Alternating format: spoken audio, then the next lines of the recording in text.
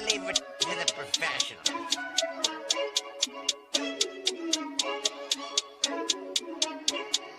Blessed by Bundy, blah, blah, blah.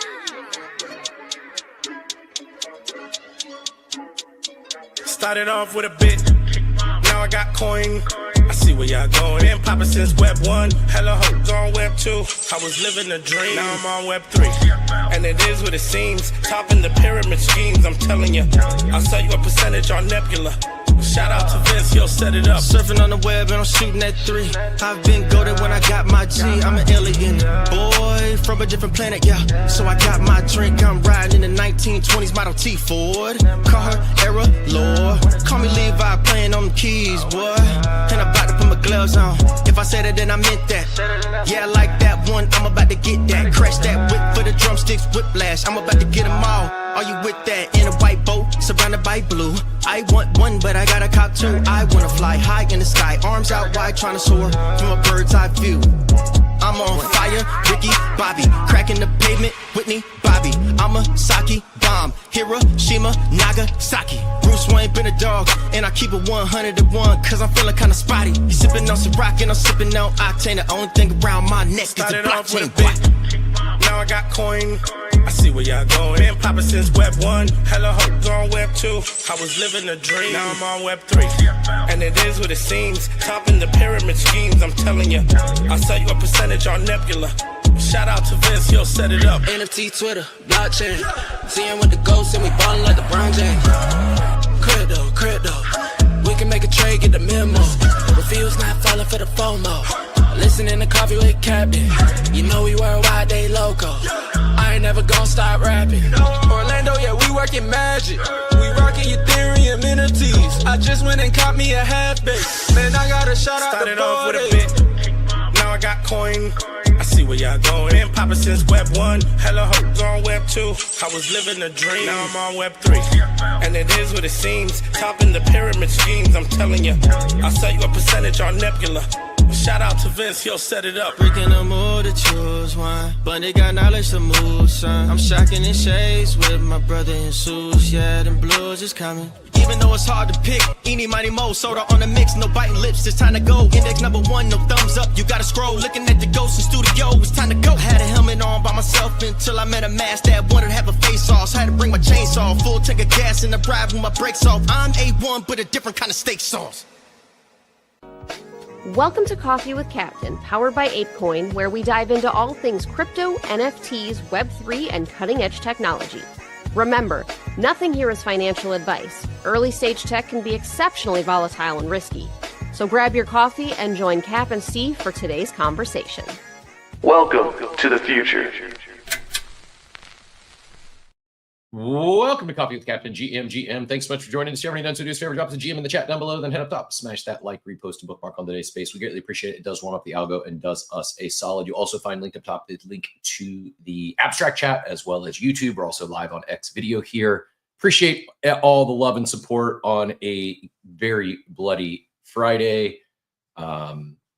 There is always financial advice in the show. Hopefully everyone took it and sold everything a few weeks ago at 123,000 Bitcoin. This market sucks right now. I don't have any good news other than that. But in all seriousness, we're gonna have some fun today. It's Friday.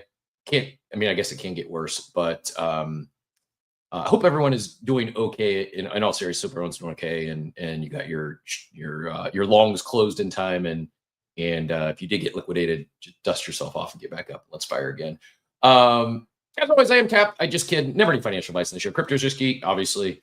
NFTs are risky, obviously. Meme coins exceptionally risky and are going to zero as we speak. So please never put any money in you can't afford to lose. And know that I will hold. I'm going to zero with you. I'm holding tokens. We'll talk about here from time to time as well on the show. Now we got that out of the way. I don't know where to go with this one. It's little bit of a I don't know, man. It's just it is what it is. Like doesn't change my medium term, we'll say next 6 to 12 month thesis, but it is doesn't feel great. Does not feel great. I mean, 10K. Am I right? Like Bitcoin is down $10,000. Is that an accurate statement? I think 193 this morning, down 5K on the day, and I got to go back here. It was, yeah. So 95 right now. It was 105 on Wednesday. Did it hit it Thursday? Looks like Thursday top was like 103. I don't think it hit 104 on Thursday. So we're down $10,000 in the last 2 days. Not great. I've given it love before. I'm going to flash it one more time here on the screen. My uber sophisticated charting and price checking and my personal daily market update here is all these fancy tools and apps and widgets. And I like a boomer, I'm just Googling Bitcoin price. But I want to show, I love it. I've shared it before. The Myriad plugin, I believe, not an exaggeration. I'm not glazing them. I've not been farming over there as much as I should be. I think it's the best plugin I've ever seen. As far as something that let me rephrase this. It's the best plugin that pops up when it's useful, it's valid information, it's actionable, and it's not why I downloaded the plugin. It's like I can't remember another time where I've been pleasantly surprised by a plugin as I have been the Myriad Market plugin. We need to get Farouk and the team on here at some point to get their take on this, because it's just really well done. Really well done. As you can see here, if you're looking at the video, if you're not, I just Googled Bitcoin price. It shows me the Bitcoin chart. And then right to the right of that Bitcoin chart, it's got a Myriad plugin. This says Bitcoin's next move, pump to 115K or dump to 85K. 115 is 45%. 85K is at 55%. $51,000 of volume on it right now. And I can click. Oh, okay. So I'm not in Germany at the moment. I can't do this in St. Petersburg, Florida. But when I travel to Germany or the Bahamas or anywhere that's not, a free country that's not really free, I'm not able to. Anyway, I digress. I'm not going to get on that tangent. It is what it is. If you want to use Myriad, you gotta travel in international waters. But the point remains, it is. I love the plugin. Anyways, that's my way to attempt to positively spin Bitcoin being down $9,500, 10% in the last 5 days. Not great, but here we are. And on a brighter note, I do see all things Nexus continuing to hum. We had a great show. I mean, we literally went 2 hours talking Otherside yesterday. I see James out there. No obligations, James. I'm going to reach out to the team. I would love to get you guys on for a more formal sit down, proper interview and pick some brains, ask some questions, get some flowers next week at some point. If you're open to it, the stage is open. If there's anything on your mind, you want to hop up and join, you're more than welcome. But I know the Nexus is not going to zero cap. That's I right. can tell you that much. The other side is not going to zero cap. I will say this. I'll let James get up here so he can hear. Give him a chance to connect. Yo, GM. Hi. GM, thanks for jumping up. Appreciate the impromptu visit. Yeah. I'll say this, and I'll hand it to you. Feel free to take it wherever you like. Again, I'm not trying to put you on the spot. I'm not trying to, take 2 hours out of your morning. And you got a lot on your plate. I'll just say this, and this is my thoughts with Otherside Nexus. Some people are like, "Oh man, it's in a bear market." I saw a couple points this morning. People talking specifically about OpenSea and MetaMask, like, "Oh, they farmed this for 4 years so they could TGE in a bear market." I don't think it's over. I don't think it's going to be a bear. Here's what I will say. TGEs are one thing. This is not an exaggeration. I heard really, it's not a bit because James is on the stage. This might have been the optimal time for Nexus to go live. This might have been the optimal time for something that's fun in crypto, that's on crypto rails. It doesn't feel like crypto whales. That's not purely financially driven. I've also seen some other, I saw another, maybe it was J-Bond said that like when markets are down is a good time for this. And I agree. I was around in 21. In 21, we had similar pullbacks like this. Bitcoin tanked, ETH tanked. The entire time we didn't freak out. Sentiment wasn't nearly as bad as it is on CT now because we were all head down and knee deep in NFTs and having a blast.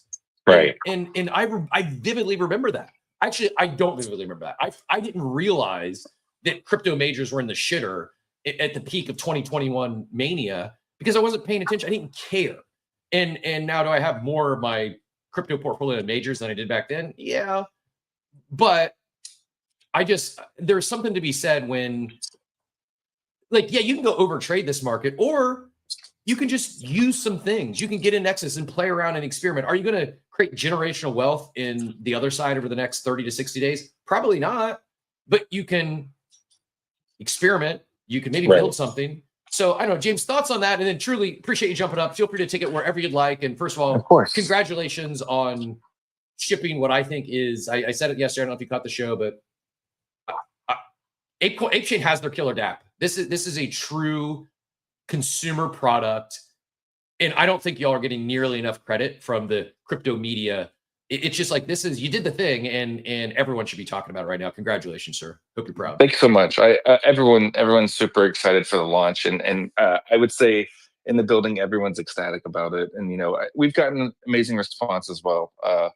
Obviously, we had a little bit of a hiccup yesterday, which I'll do a postmortem for publicly in a little bit. But yeah, it's really incredible, and definitely didn't time this, but it's always nice to have something to do when times are bad, something to kind of go and just kind of hang out with your friends and just, vibe with and stuff. And what we've really done is, like, you can look at the Nexus and see like what the example of like a really killer experience is on crypto rails without knowing. But it's also like we've built now a platform that soon anyone can kind of build this, whether you're an artist or, you don't have to know Unreal. You can build stickers, you can build things that interact with that. You can team up with folks and build things. And we've really built like what I think is like the platform for creators to really, really create brand new, exciting experiences with hiding the crypto away, right? Like, and what I always think has been the most important thing about being in the crypto world that we need to start moving towards is don't talk about it being on crypto. Not because it's like a bad thing, but like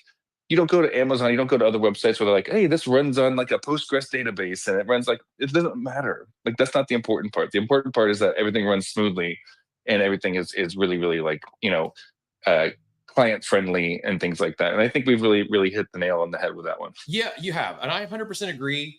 Don't talk about crypto to people who aren't here. But I do believe, like, the people who are here that haven't realized this yet. I got another J-Bond is on fire with the Nexus content. This is insanely impressive. Like, this in itself, I used the example yesterday. You're running through, like, and you talk about other creators building this. Like this idea of like, you think back to the original Mario world. You're collecting coins. Very similar to this. You see this Voyager going and collecting ApeCoin. It's literally collecting ApeCoin in the experiment. You can see, this is a good clip here of you received a fungible token added. It's actually on chain. Like, this is insanely impressive. The normie doesn't need to know about the crypto wires. You don't need to be talking about crypto. But for those that are here, we've talked about this idea, this concept of on-chain gaming and what blockchain tech can unlock. And you've done the thing. Like, it's here, it's live. So yeah, I agree. You don't need to be bragging about the crypto rails to your normie friends. Let's get them in there. Let's get them having fun. But for those that are here, those that have talked about on-chain gaming or had this vision of permissionless building where you can build this on-chain, do all the things that blockchain tech unlocks, but yet hide all those rails. It's insanely impressive. I'm not just blowing smoke. It's just this is I imagine it took a Herculean effort to get to this point, and I'm going to continue to beat the drum because I think it's on us, those of us that are here, to now do our part and spread the word and drive more eyeballs and attention to this, because this is what it was a pipe dream 3, 4, 5 years ago. Totally. Yeah. And like, I think it's taken an army to build it. And, now that we're starting to feel comfortable with like, this is our second world, this is the bigger world, right? But now we're working all the weird kinks out that you don't want to have to deal with when you onboard a bunch of developers and things like that, right? Like, working on like there's many things that have to come to mind now. It's like what goes soulbound, what doesn't go soulbound, what, like, because if someone wants to sell this, should they be allowed to? But one thing that I say in a bunch of spaces is like, I actually think at some point someone's going to build something that works on the other side that is like the killer like experience that maybe we don't even touch. We've not even done it. We have really skilled developers who build on Unreal and build these things on their own all the time. Who knows? They're going to build like the next it game that people have an absolute like fun time with, and we're unlocking that for folks. And like you said, it's all on Rails. It's all like, I think the important thing is like, I've shared this with a couple of my normie friends, and they were very impressed with how it looks. And I started to tell them, hey, that XP you're getting, all of that, these rewards that you're getting, these things that you're getting, they're all on chain. You own them in a account. I'm gonna say wallet, like in an account that you own. Like, so if someone else built something that wanted to use the fact that you got this badge for going to the swamp or wanted to, they can do that because you own it. And if for some reason, if all this stuff, ever goes away, and I don't want it to, but you still own everything. So someone else could build something later. And, I started to kind of tell them that, like, you're not renting the skin like you rent a John Wick skin from Fortnite. Like, you're owning all of these things. And that's like the unlocker at times is like, hey, you get to keep this. Like, if you bought all your music on Apple Music or you bought all your TV on Apple TV, that shit's gone if Apple goes away. But as long as the chain's running, you're going to own this stuff forever. So I try and push it that way. And obviously it's like you start to get into like the what is that? The one meme from Always Sunny, the guy where it's like Pepe Sylvia, like you're like starting to go down a crazy path. So, but it's exciting, and you get really excited about like the fact that yes, we've done the digital ownership, proving that you can use it across different experiences. And yeah, I'm starting to feel very, very excited now that we've got it out, and we can kind of like tout it more because people have actually seen it in action. I love it, man. People yesterday were asking like, well, they need to attract builders. I'm like, well, they will now. Like this yeah.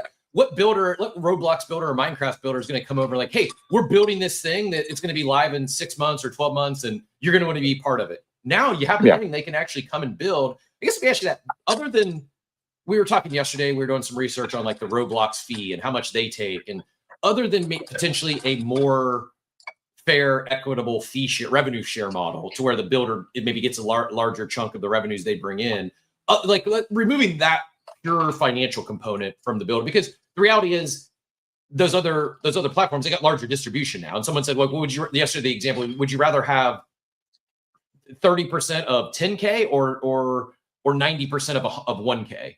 And, right. And I said, well, why not both? Like these builders are not, I don't think they're getting like exclusive deals with Roblox. They can't go build anywhere else. But other than the pure financial component, if you're talking to a builder, a dev, a game developer, other than the financial component, why build on Otherside?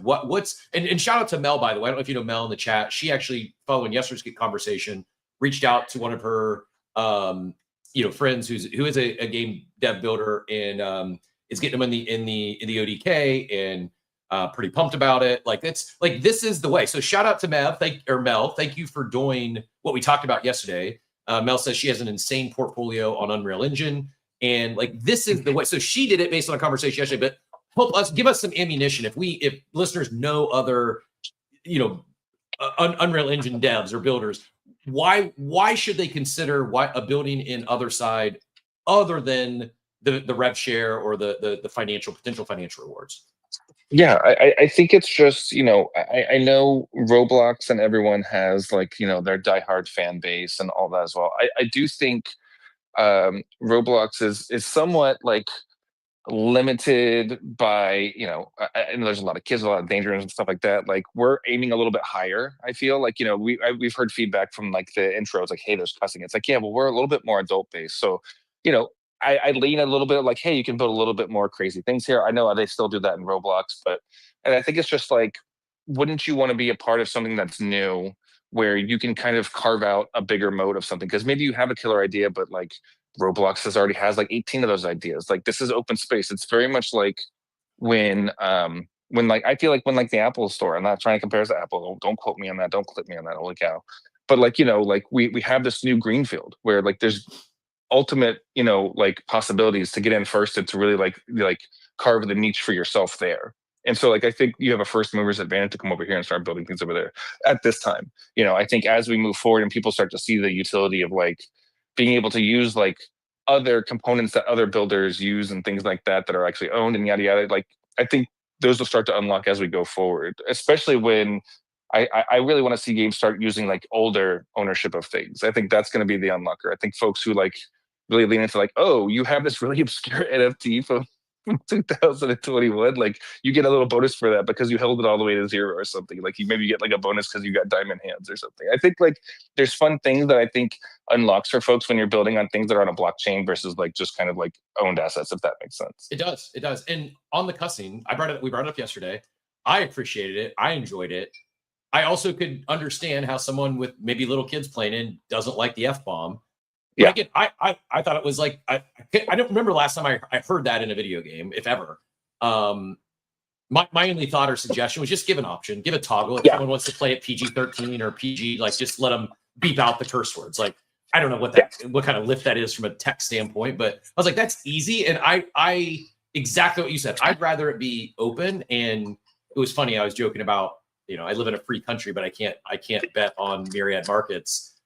Right. Make it like let people do whatever they want, and then but yet give the ability for the users to kind of customize their experience in some regard. And if they want to dial stuff down, they can. Yeah, I'll give you an example. I'm sorry to cut you off, just because I'll forget if I don't.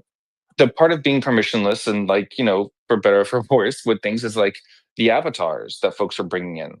Like most of them are hosting them themselves, and we just basically allow list in. And obviously, we'll change that as we get more comfortable with the situation to like let more people come in on easier. But you have a couple of groups like G's and Foxy and a couple other ones like Flingers. Like they're changing their models for folks as they go. So some folks are flying around little UFOs and things like that. It's like just do things. Like you said, it's permissionless. Like you guys can just do things because this is like a very fun experimental platform that we really build on the ethos of Web3, which is like this new permissionless like place where we should just build things and experiment and try. And I hope people like really gravitate to that and lean into it. And like, why not try something weird and crazy on this platform? Yeah, man, I agree. And I know you said you don't want to throw out the Apple analogy, the Apple Store. I will. It's the last word I came from. I in 2012 had the idea to build a national network of phone repair stores. Be like, why the hell would I go to an independent phone repair store and go to Apple and get my phone fixed?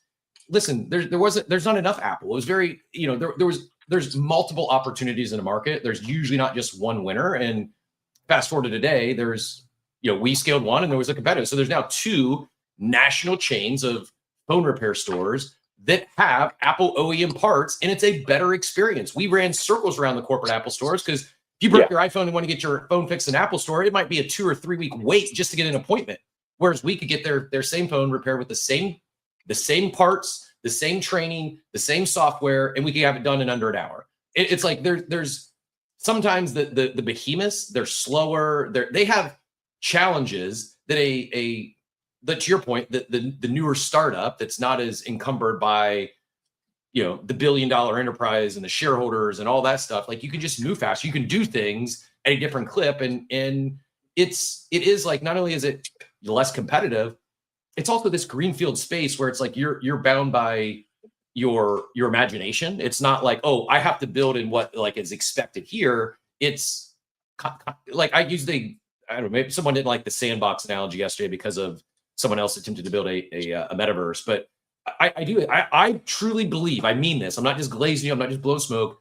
I believe right now, Otherside Nexus is the best sandbox for someone that wants to come and build in crypto. There's more there for a builder than 95% of the blockchains that exist. And I understand distribution and user base and daily active. I understand all that's important. What I'm saying is if you believe Otherside wins, if you believe this does reach escape velocity and breaks out of crypto, would you rather wait until Otherside had 150,000 daily active users, 100 million daily active users, or would you rather get started now and be part of the come up, be a part of the growth? And hey, maybe it doesn't happen. Maybe it becomes a great home for crypto Twitter. I think this is what so many, it's not just Yuga maxis or Bored Ape Yacht Club members or people that have been on Ape Chain. This vision is what, from my perspective, this vision is what almost everyone that's been bullish on-chain gaming or blockchain gaming or these blockchain, this is what they've talked about as the utopia or where we would like to get to since 2021. And we're here now. Yeah. I don't disagree. And like I've mentioned this story before. It's like I actually, before I joined Yuga, was like kind of like, metaverse, whatever, right? And this was before, this is right around the time Otherside dropped. I was like, cool, that looks neat, whatever. But when we played Apes Come Home, and I think that was the first time everyone got to be their own ape. And maybe I've even said the story here on this before, but like when I saw like the people I knew, like you and Spind and Gargan, and everyone actually rocking their own ape in the metaverse, and I was like, oh, I know it's that person. I literally know it's that exact person because I've seen that PFP and I know that that's their asset. It completely like changed my mind on everything. Yep. Like it totally broke my brain because I was like, because I asked the team on like the war room, I was like, hey, is that Gargan in the bathroom? And then I was like, wait, it has to be. Yep. It absolutely has to be because it literally can't be anybody else. And then, you know, now, not just because I'm a person who works here, like I was on the swamp almost every day and night when I could get on there just to see who was on there and talk to folks. Like I'm like absolutely addicted, and I did not expect that to happen. And I really don't think that's just me drinking the Kool-Aid. It's just I found, because I used to love like MMOs already, and like gaming and hanging out with friends and doing that stuff anyway. So that was already built into me. But like, yeah, it's just something else. And someone mentioned this. His name's Jay Vegas. Maybe he's been up here before, maybe not. He was like, you feel a little bit of a different way. This sounds so funny, but like when you walk up to another character and like give a high five or a hug or something, I don't know. It feels special. It's such a weird thing, but it's so funny. It's just like, I don't know. It's very, very nice, I'll say. It is, and I can't explain it either, but I know exactly what you're saying. I felt the same thing when you pop in there, and every time I've been in there, I'm like, it's like I was in there yesterday morning. I saw RDL, I saw Big Cuz, and I know for a fact it's them. It's not just someone else that has that use their username, or it's like the fact that I know what they look like in a digital world. It's I don't know how to best explain it. I don't know how to describe it until you've experienced and seen it. And there's really something special there that I think scales. And I also saw someone else yesterday said the best, if you're an NFT PFP collection and you're down and you don't know what to do, you don't know your next step, you're looking for a pivot, the best thing you could do for your community of holders right now is get their avatars rigged and live in Otherside. And yes, I agree. And reach out to me. Like reach out to me if you don't know how to even start. Like DM me. I'm happy to talk to any collection and see how we can help get you. Like, because I think it's just a fun thing for your holders, and like let's make this thing a really fun thing that's not like, I hate to say politicized because that sounds weird, but like let's just not make it a thing. Let's just like all have fun in the other side, you know? For sure. So a couple, and by the way, I this was not planned. So anytime you got to jump out of here, just give me a wave. Of course. To that point though, of whether it's someone who wants to get their avatars in Otherside, whether it's someone that wants to build, wants to get the ODK kit, the SDK kit, is it DM yourself, DM another team member? Is there a formal process? Like, I want to build, what's next? Great question. There's a URL, it's docs.otherside.xyz that like kind of gets you like reading things first, right? Like it's always like, go ahead and read around, get an understanding of what it is you're actually jumping into. What I've been pushing everyone really towards too, like I say DM me, but usually when you DM me, I'm gonna say, hey, open a ticket in the Otherside Discord. That's kind of our way right now, just for the time being, to kind of manage stuff. So if you're a builder and want ODK access, open up a support ticket and say, hey, James told me to ask here about ODK access. I'm flooded right now with just this whole past week, so I'm behind on helping folks get situated and stuff. But like, there's a list we're trying to get folks on. Same thing with avatars. There's documentation where you can get started there. But once you kind of get ready, you can open up a ticket in the Discord, and you know, right now is like the moment of like trying to pour as much gas on this fire as we can. So I'm trying to help everyone as quickly as I can, come hell or high water, because it's fun, and I love the response that we actually are getting in these DMs from all the different collections, right? Like the folks from Cool Cats reached out, and so we have a Cool Cat in there, which is like part of the prophecy, right? Because they were in the trailer, so it's like we're slowly getting there. We're slowly getting there to where we can recreate that trailer with all the people. I think is everyone but the punks in there as of now, and then original trailer. Or are we still missing a few others? I think we're missing WoW. I think they were in there as well. I think World of Women was in the trailer as well. I think they were in the bubble or the submarine thing. Yep, they were for sure. We got to get V on here and get the World of Women in there. That's right. And then another, I know we talked about it. I don't need to go. We don't need to relitigate. Just the feedback, or I guess a comment rather.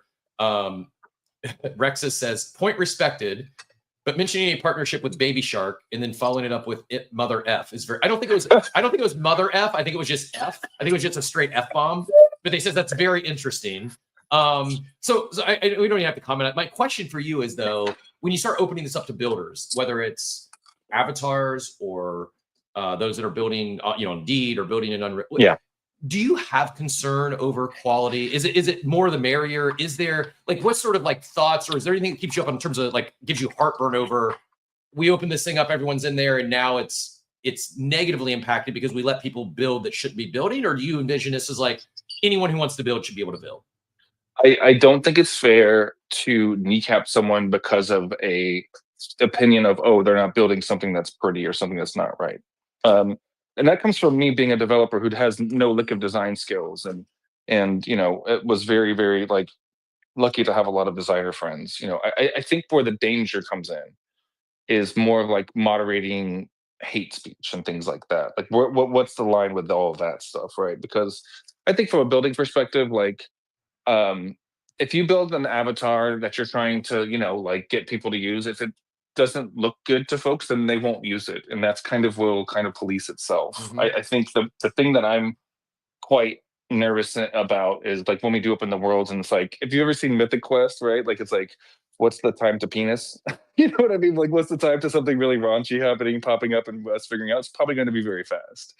And so it's like, you know, what's the system we have for moderation to like make sure we get flagged? Because people are going to be building worlds, and we still have yet to figure out what the review process is going to be, if any, right? Like, so I'm trying to be very careful with this because it's still a little bit up in the air of exactly how we're going to nail this down, because this is where we really have to thread the needle. Like getting the worlds launched is one thing, but like actually like allowing folks to build things and trying to be as open as possible without getting our entire platform taken down due to something is another thing, if that makes sense. It does. So I agree. I didn't even think about that, but yeah, what they're doing, what they're saying, probably like, do you, and this is like, I'm not a gamer. Like I've not spent hours in Call of Duty chat rooms and that sort of stuff. Is there like, is there, I guess, liability, or is there concern over like what might be said, or I guess like, I wasn't planning on going down this road this morning, but like parental controls, or like not just the F-bomb, but like people doing things that they shouldn't be. Like I don't know. I'm not had that thought, but is this? Yeah, I think we mostly just we try and lean towards like, hey, we're 18 up to try and avoid any of like the you know, some of that stuff where it's like, hey, you know, I know a lot of folks want their kids to play around in it and stuff, but like, hey, this is an 18 and up game, and so like ideally, like you keep that in mind. However, that being said, like, you know, I think some of these characters and stuff like Foxy Fam, they're very cute and they're very aware of that. So like, I think when they build their worlds, it'll be very friendly, right? So like, how is there a world where we can maybe make it to where it's easier to understand, like, oh, this one's actually very kid friendly. I can have my kiddo run into this world and do this stuff because like just by looking at like a name or a title or an icon next to it or something like that. Still to be determined, right? Still to figure all this stuff out. And we want to make it as easy as possible to where folks feel comfortable going into any of these experiences knowing what they're going to get. We'll get to Machiavelli here in a second. I did get a question in a chat that says, is Nexus the sandbox, or is Nexus a unique experience? Good question. I think Nexus is an example of everything that's possible when building on the ODK, right? So it's an experience just like the Swamp is. And I think it's like, for us, it's showing an example of how different but similar they can be, right? Like the Swamp feels very different than the Nexus, like absolutely different, like two different movies.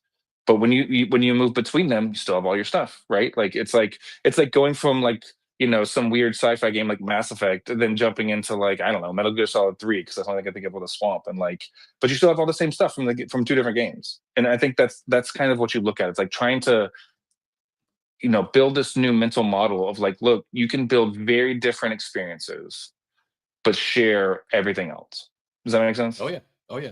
I love it. Machiavelli, appreciate your patience. Go ahead and get in here. Yes, sir. Machiavelli's So our right local, now, currently, if like, so we have a good friend, an Othersider named Dipshittery, and it censors her name in the other side, in Nexus. So like when she's in the chat and stuff like that, it actually censors her name and it doesn't say Dipshittery in there. So there's that, you know what I mean? So there is some sort of like, I guess, bar that you can't really pass currently. So if your name is Fuckhead, it's not going to really say Fuckhead in the situation. And then on top of that, I forgot where I was going with this point. But it has been wonderful to see James and the team build IRL, build in public. You got to remember, this started out as a test for Bubbles on the 23rd of July. We found a glitch, turned it into some games, and it really has evolved into something beautiful. And we got to see this team build in real time and take feedback and work out the kinks and the bugs and all of these things. And like, this is what I was to say. There is a group of us building something for Otherside kids. There is a group of us building something for Otherside kids. And then with the other games, we almost have our first world developed. Oh wow. And that's going to be, we're going to be having a series of several different worlds revolving with our experience, and so that's up on the map coming up here soon too. And not like that's all of course in the boss's hands right here, but as far as that all goes, like there are some of us building towards the kid experiences in this, because it is kind of like it's 18 plus, but it breaks the imagination for everybody from everything. My 6-year-old and my 17-year-old sat down and had this experience. The 17-year-old was thrilled that he heard the word fuck. He's special needs, but he was thrilled. He was like, Dad, oh my God, and I was like, right? The 6-year-old was like, Dad, he cussed. Like, Dad, I'm not supposed to hear that. And so it's... To be fair, Big Cuz adds in the chat, Cap, have you ever heard how these kids talk in some of these gaming platforms? I'm true. I was going to mention, I was like, we're probably much less toxic than the Call of Duty chat. Yes. I was going to say, and usually the clips I've seen, it's usually like the sub-teenagers. It's usually the kids that sound like they haven't hit puberty yet, that are wild, the things that come out of their mouths in these chats. In fact, so much, it'd probably be bearish if you couldn't cuss, or if it was all filtered out on Otherside.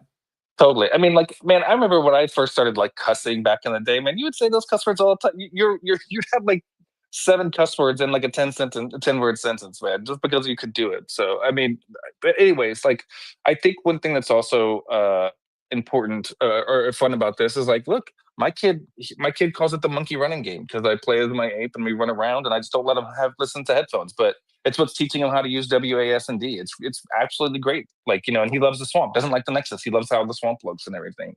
And so, I think there's a world where you can have kids play, but I don't think we're going to like focus in on making this like insanely kid friendly, if I'm being honest. Just my personal point of view. I don't know if that's like an actual like, statement to write on, but that's just kind of my thought of it right now. That's, I mean, it's wise. And someone even brought up too that like crypto stuff should be age gated. They should be 18 plus. Kids, like, they shouldn't be able to come in and like the experience is going to be it is on chain. There is going to be, sooner or later, there's going to be gambling components. There's going to be financial components, and there should be probably some age gating there across the board, not just Otherside. Yeah, I don't disagree. It's just it's still in its infancy, so a lot of the stuff is like TBD, and we'll figure it out. Kind of like that's the part of building in public that everyone kind of preaches and touts, but sometimes they don't really deal with that. But like, yeah, like. We're attacking them as it comes, and we're trying to build the smartest thing that we can and make it like fun for everybody while still listening to feedback and iterating. And look, I get a lot of feedback on little small things, and I try and push changes up all the time when I find something I don't like. I'm like, oh yeah, that feels weird. Let's try and change that and push it up as quickly as we can, because I think that's important to have people actually who are building it using it, and I think you're seeing that with all of us. For sure.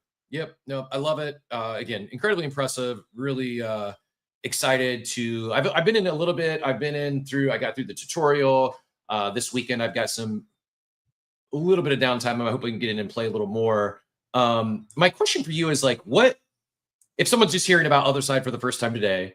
I mean, I would say get in there, go through the tutorial. You'll probably be a little bit mind blown. My aha moment, the thing that like was when Curtis flips the ape coin through the air. I catch it. It lands in my, that was like, that was truly like an aha moment for me.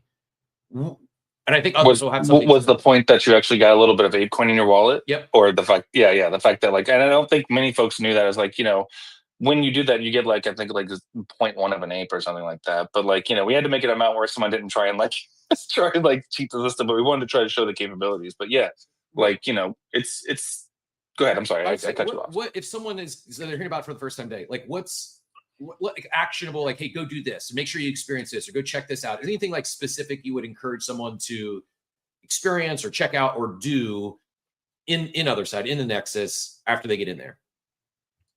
I think for folks who haven't gone into the Nexus and experienced it yet, a couple of things. One, there shouldn't be anything that's stopping you. There should be no excuse. All you need is an email or a Twitter account. You don't have to have an NFT. You don't have to have any of that stuff. So that excuse isn't valid to me. I think it doesn't kill you to take 20 minutes to go explore this, see what someone's building on true crypto rails. Then jump in, and when you jump in, you're gonna, after you get through the experience, you're gonna be on a bridge, a big magical bridge. To the left of that bridge, there's a way to get down into something called the Pulse District. Go down there, there's a soccer field, there'll probably be some people, but there's these little columns that you can go up to, and there's challenges. Go play the challenges, just see other folks, and you'll start to see some of the fun stuff. You'll probably start to get a couple of badges. You'll start to unlock some things because you're running around and experiencing it. Keep in mind, all of those things that you're doing, you are minting an NFT. You yourself are now interacting with a smart contract. You're minting a token to a wallet that is owned by you, that you can get the private keys to, that you can export, that you can like keep as yourself and keep as your own. Like all of that, because we're like, if you're listening to the show, you probably know about wallets and all that stuff, but like just think about how that felt as like a person who hopped in there. Maybe you didn't have a Glyph account, maybe you didn't have an Otherside account. Nothing seemed confusing, nothing seemed crazy and weird. It just was like, just play this game, create an account like you would play any other kind of game.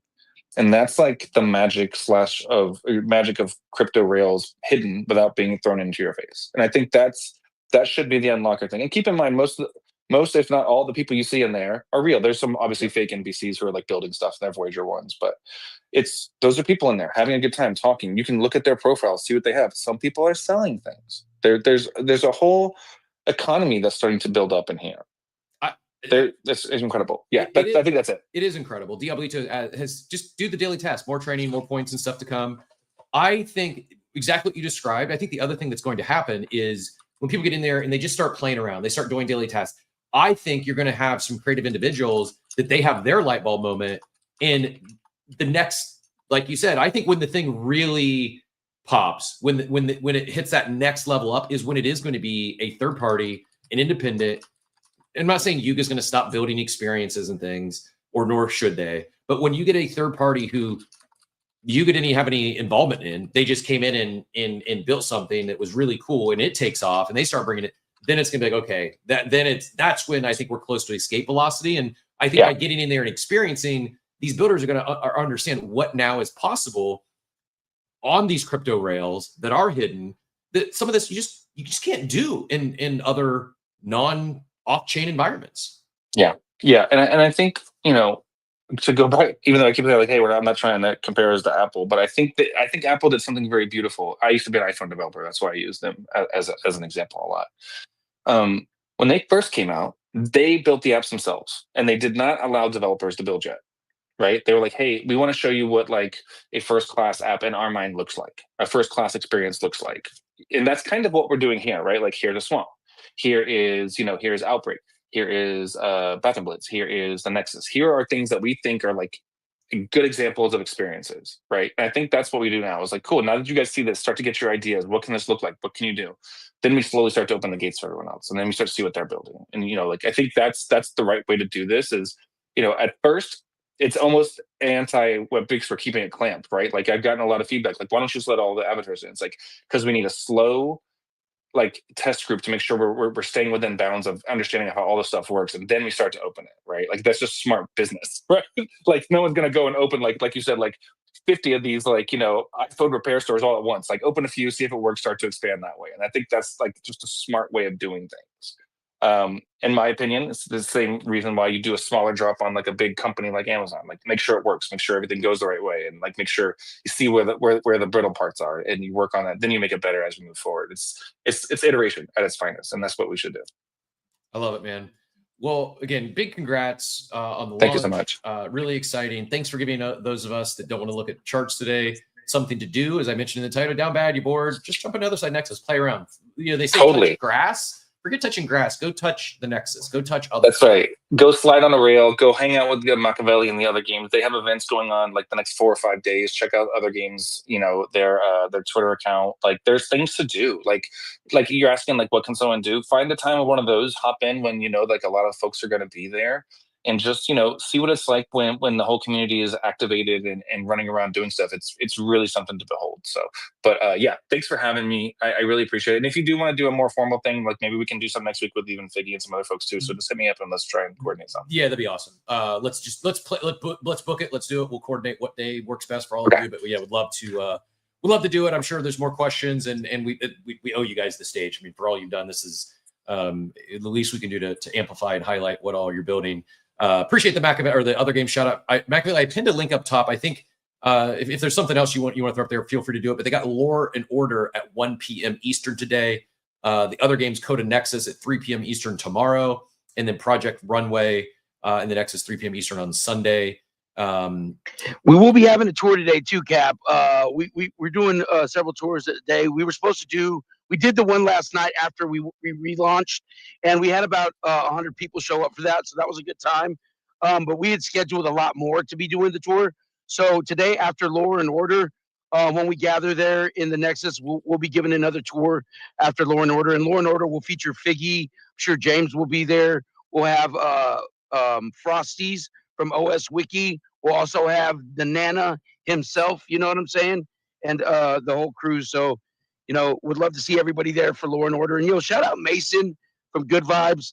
Last night, I've been working on this guy for months, trying to get him in there in the swamp, trying to get, and last night, out of nowhere, my man pops in there and he was blown away. Awesome. He had quite the experience and time. So it's nice to see all of these guys getting in there and being blown away, having that aha moment and being like, damn, they weren't kidding. Like, they really weren't kidding. Like, you know what I'm saying? Yeah, Mason, Mason's a real one. Glad to see him in there. James, one more question for you if you got a minute, and then I'll let you get out of here. Yeah, hit me. Cool Chick asks, will it eventually be mobile friendly? Is that on the roadmap? Great question. I don't know yet, honestly. Like, I think we need to have a mobile component of some sort. I don't know how easy it is to have it like running like the full experience, right? I think let's make it good on desktop and streaming, and then like figure out what the best approach for mobile is. But I know we are missing a big segment with that, and it's not lost on me. I mean, yeah, I'm not the one to say, but that seems like, certain experiences maybe you can do mobile. The whole thing, I don't even know how you would pull it off. I will say, if you saw my video, I bought a new car so I could play Otherside.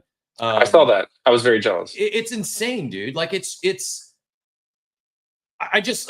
not the gamer, so maybe I'm not even qualified to have this opinion. I have an Xbox X. I bought one when it launched. It's in my closet, not even hooked up.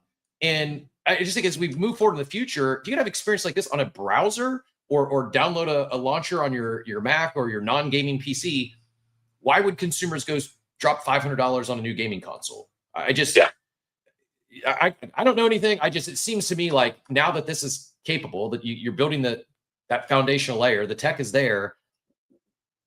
It just seems like consoles have topped, and I just see a future where what's the need for several $100 console when you don't need it. I will say before I go, and this will be like, I agree, but I also was lucky and was able to get a brand new like gaming PC with like the highest like graphics card. And Otherside looks absolutely fucking mind-boggling on that, and it's very noticeably different. It's very noticeably better. So okay. I mean, I think I totally agree. Like, I love the fact that we have this, but man, if you look at this on like a really like souped-up PC, it is mind-boggling. And I have been encouraging people to download the launcher. That's still like best recommend. If you can download the launcher on your PC or your Mac, or that's better than streaming, right? 100%. Yeah, it's much a better experience if you can do the client. I know a lot of folks are mad because we deprecated the M1 Mac when we moved to Unreal and 5.5. Sorry, folks, but got to move forward. Progress waits for no man or woman, should I say? So, okay, I'm gonna bounce, Captain. Thank you so much for having me. Thanks for all the great questions, and I hope to see everyone on the other side. I'm out there. Y'all take some flicks with me, and maybe we'll have some fun or something. Appreciate you, sir. Yeah, looking forward to having you and the team back next week. Bandit, welcome. GM, did you have a comment, or I know James has got one foot out the door, but you got a quick question for James, or just wanted to get in on this topic? No, I just wanted to come chill with you guys. I'm at a hotel, so I was listening in. Awesome. Yeah, I haven't kept track too much of what's happening because I'm at an event. But damn, these prices. Kane put out a pretty interesting tweet. Who was it? Maybe I can pin it. Yeah, who put it out? Kane Warwick, the founder of Synthetics, if you know him. Yep. So he put out this tweet. Let me find it. He's basically saying that he doesn't have confirmation, but he's suspecting that it's a like DeFi era fund that's getting blown up. And that's like explaining some of the the word price action. Oh, interesting. So does he? I'm pulling it up now on the screen. Does he think it's? Does he think it's like some pull through from like October 10th or something unrelated to that? He didn't comment on it. He just said, I don't know if you can see the tweet, I pinned it. He just says he's suspecting a body's floating to the surface here.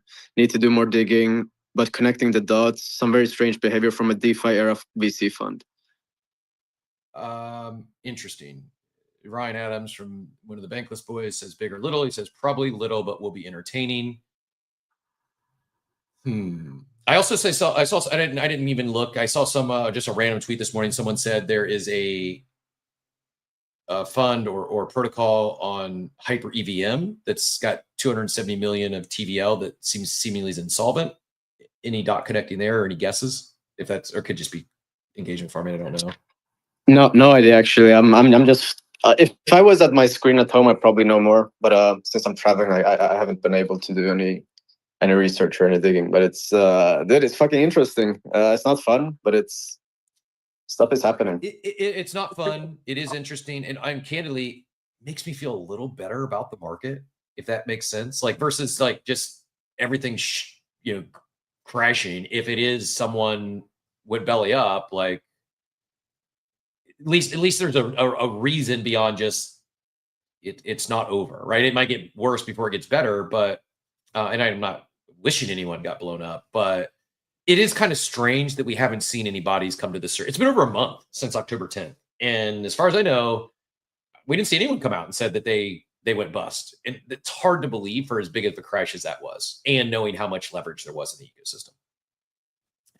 Will be interesting to follow along. If anyone has any other details on this or can connect some dots or might have a guess on what DeFi era fund Kane is referencing here, or the Hyper EVM protocol that I alluded to. I'll see if I can go find that tweet as well. But yeah, thanks for sharing. And yeah, I do want to appreciate everyone sharing the rec news. We'll hit on that in a second. But yeah, I guess Bandit, since you're up here, you mentioned, is it a crypto event? Yeah, it's called Crypto Content Creator Campus. I've never been to this event before. It's the first time. Actually, Kaido sent me, so I'm not really sure what I'm doing here. I think it's just to kind of meet some people. I have people from Bybit. You have people from a few other Mantle and a few other big projects. So interesting. Okay, well, enjoy. Yeah. And yeah, I've not heard of that one yet either. But I do think there is. I'm glad to see there's an event bringing together creators. We're kicking around something here this past week about doing something similar at Art Basel. I'm a firm believer that not only is the PvP stuff from NFT, PFP collection silly or some of these changes, I get competition. We're just such a small niche corner of the internet. I think we can accomplish a lot more. We can move the space forward a lot faster if we work together instead of against each other. And that comes from chains, protocols, and content creators. Like, I think naturally a lot of us like appreciate jumping on stage. I think a lot of us just naturally do it anyways. We'll jump on each other's shows, whether impromptu or a scheduled crossover. But I think some of that is just organic, and I think more of a concerted effort of. And I'm not saying like I don't know if this come across the wrong way. I'm not saying that we all should be 100% aligned from our takes or our commentary on the space, but I think alignment in terms of just working together for the greater good is a net positive for all of crypto at large. The content creators, those that consume the content here, and I think more important, those that aren't here. I don't know if you got any thoughts on that, Bandit, but we'll let you get to your conference if not. But appreciate you jumping up. Yeah, no, I agree. I think I don't know, in a weird way, we're like all kind of colleagues, even though we don't work at the same company, or like in a weird way, we're like all colleagues. Yeah, in crypto. I agree. I wholeheartedly agree. One thing also, like I noticed since I'm at this event, dude, crypto is so much fucking bigger than CT. Like I'm just realizing this now.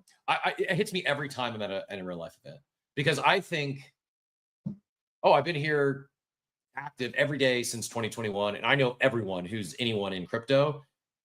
Without fail, every single in real life event I go to, I meet not one, not two, multiple people who are really impressive people, builders. They're doing really cool stuff, and somehow we've never crossed paths on crypto Twitter. And sometimes it's just they're not active on Twitter. They got 1,800 followers and they just never hit on my timeline. Other times it's larger accounts or medium-sized accounts, and for whatever reason, it's just the algo has never put us in the same room together. And yeah, it's why I say we're a small niche corner of the internet. We are. Crypto Twitter is even smaller, nicher portion of the internet than what the space really is. And to your point, really there's much more going on than just crypto Twitter. And while sentiment right now on CT seems the worst I can remember in a while, it's not that bad. When you get outside of our crypto Twitter bubble, even on down days like this, does it make people feel good? No, but it's like they're not worried about the short-term price action. They're focused on what they're building. Most people here, even those that are financially driven or they're building something, most people they are here with a long-term perspective. Even if they've been trading meme coins, they're still their view on crypto at large. It's they're looking at decades, not days, weeks, or months. And yeah, it's very real. I mean, if you look at fear and greed right now, I just had to check it since we were talking. 21 fear and greed, or extreme fear today. Yesterday was 24. Heading the right direction if you're a buyer of fear and greed. It usually, without fail, marks bottoms. But I guess that said, I'm going to put both of you on the spot. We first go Bandit, then Machiavelli. I had that myriad market thing pulled up earlier. Where do you think we go from here? If a fund's getting blown up, it probably gets bloodier before it gets worse. I do think there's a bottom. I do think I don't know. Some people are talking about, oh, it's going to be TradFi defending the 100K price point. I don't know if that's the case. I also saw Sailor sold Bitcoin. I haven't verified that. I don't think that's true. He just said hodl. Does anyone see, did MicroStrategy actually sell some Bitcoin or no? Do we know? I have no idea if he sold. Do you so that myriad question I had pulled up earlier, it's now 49%, 51%, almost 50-50. We're at 95K today. Do we pump to 115K or do we dump to 85K? I have no idea, to be honest. I'm very bad with like price predictions and stuff. But I put out a tweet in the beginning of November. I don't know if anyone here remembers it, but I basically said like, it can go up, it can go down, but dude, please like just fucking make sure you have your rent covered and like take some profit, have some stables. In hindsight, that tweet was really good because someone went down. I don't know. My gut feeling is like it can get really ugly, but it's not ugly if you're like responsible. It's only ugly if you're kind of max invested. So have a think about that. I think that everyone listening, like, it's fun in bull markets to be like over leveraged or like invest very heavily, but there's also like an ugly side. Those of us who have been around a few cycles know. And also, I don't know why, like, Captain, you know what happens? Like every fucking bear market, I'll go on my timeline and I'll see these guys, like they'll post a chart and like they'll make some lines on it, and my brain goes like, oh, it's gonna go up, like you should buy, and I buy, and like it just keeps going down. So it's yeah, please like be responsible, because people underestimate how much prices can go down, and they overestimate them in a bull market. They overestimate how much it can go up in a bull market. They underestimate it in a bear market. So yeah, absolutely. And we say, hey, don't put any money in you can't afford to lose. It's also, make sure you're taking out enough money to pay your bills. If this is your, if you're here, like it's one thing to not get wiped out, not have your port go to zero. You don't want to be a forced seller, and sometimes taking profits on the way up can, in hindsight, maybe you didn't feel great selling when you did, but when things go down, you sure as heck feel good that you did take some gains. You did take some, you made sure your rent was covered, you made sure your car payment was covered, et cetera, et cetera. We did get, by the way, Mel, thanks for that. It seems Sailor was not selling Bitcoin, just internal transfers, ignore the FUD. And then I can't trade ads. Leverage is cleared. Regulators back at work. One high leverage position left at 94K. Calling bottom here. I also saw, where's it at? Oh yeah. So this is interesting too. No reporting due to the government shutdown. We'll find out who blew up in the next 30 days. That's interesting. I guess I mean, yeah, sure. If they were public companies, they would have to report. I don't know if that checks out or not. I can't trade, but I'll take your word for it. And it seems seemingly one way or another, if they've blown up, it will rise to the surface here sooner or later. But I'm not making light of any of the situation. I really hope everyone is okay. I hope no one has gotten really clipped by this. But these are these pullbacks are lessons. If you feel a gut in your stomach, if you feel, man, I wish I would have sold a little bit on the run up, you don't have to sell now. But next time you get a pump, take some off the top. Like, if you can't sleep at night because of your open positions, that's just, it's like the stress isn't worth it. The stress isn't worth the material, the marginal gains you might experience, when markets are acting like this. So do what's best for your mental state, and make sure you've got, you just don't want to be a forced seller on the way down. That is the worst, when things bottom and you got to sell because you got real life expenses you need to take care of, and then a week later it runs up to that 115 mark. Machiavelli, what do you think? Are we heading to 115 next or 85K? I was really surprised to see us break past the 98,000 barrier. You know what I'm saying? And like, I see where it's floating right now. I don't think that we go all the way down to 85. Maybe we see 90, but I think that we'll be past 100 here within the next 48 hours. Well, okay. We're going to see a pump this weekend. There's no way we won't. I really feel that way. And then ETH kind of looks like it was in a bear trap. You know what I'm saying? Like, we were talking about it last night, and I don't know. I didn't expect this pullback right now, but if they're saying some kind of fund blew up like that, that kind of makes a little sense. But like, I guess we really won't know until the proof's in the pudding. You know what I mean? I'm not worried though. All I know is that the Nexus is not going to zero. The other side's not going to zero, so I'm okay right now. True. Cool Chick adds, it's a hell of a lot easier knowing you made some money. As far as when things go down. Yes. So that's the other thing, is it makes the drawdowns a lot easier if you made some money on the way up. We've got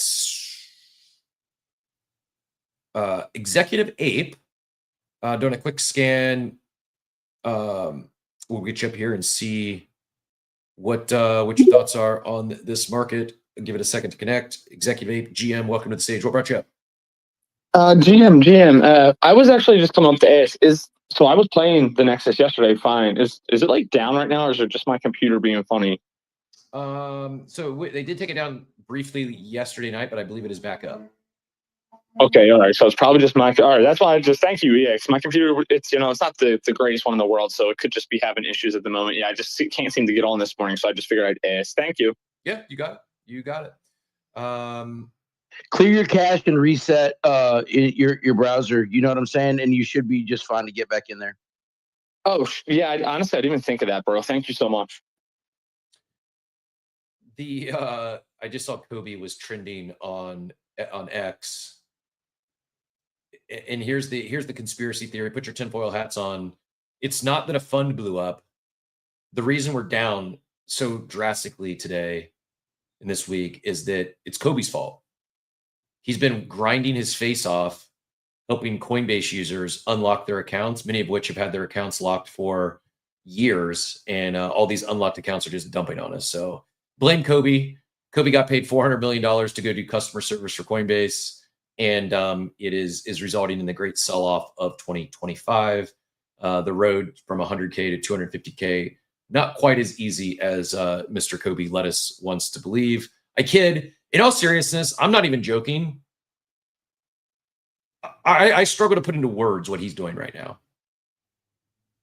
I wouldn't be doing it. I'm just going to be honest with you. If I had a $400 million exit, there's no way in hell I'm grinding replies on crypto Twitter to get emails to get people's Coinbase accounts unlocked.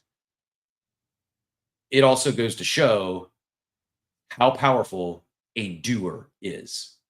One individual can not just get a lot of shit done. And it's like I joke, like I say I wouldn't do it after a $400 million exit. I'm being honest. I probably wouldn't after a $400 million exit. I've done it though, as a entrepreneur, as a business owner. like when I was building retail stores, I wore 17 hats, and some of those hats were the freaking janitor.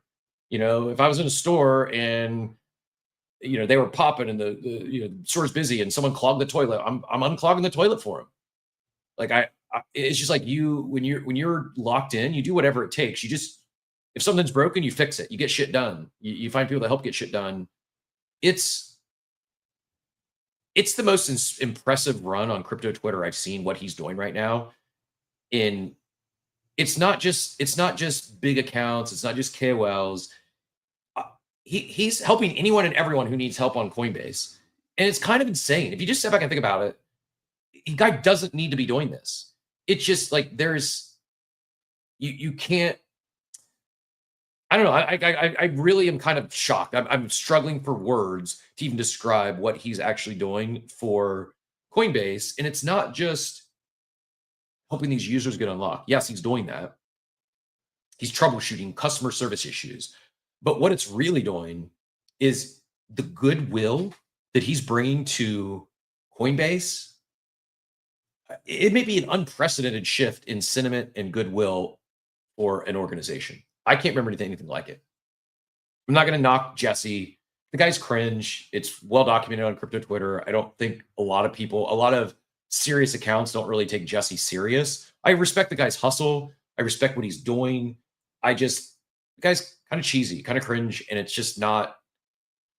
Now they have, from a KOL standpoint, a brand ambassador, a front person, someone who was raving about James being the perfect front person for Otherside, and I agree, he's awesome. I love James, and he's great not just on Spaces and DMs, but in person. He's just a really good guy. Coinbase now has Brian, who's respected in the TradFi world with government entities, nation states. You got Jesse, who's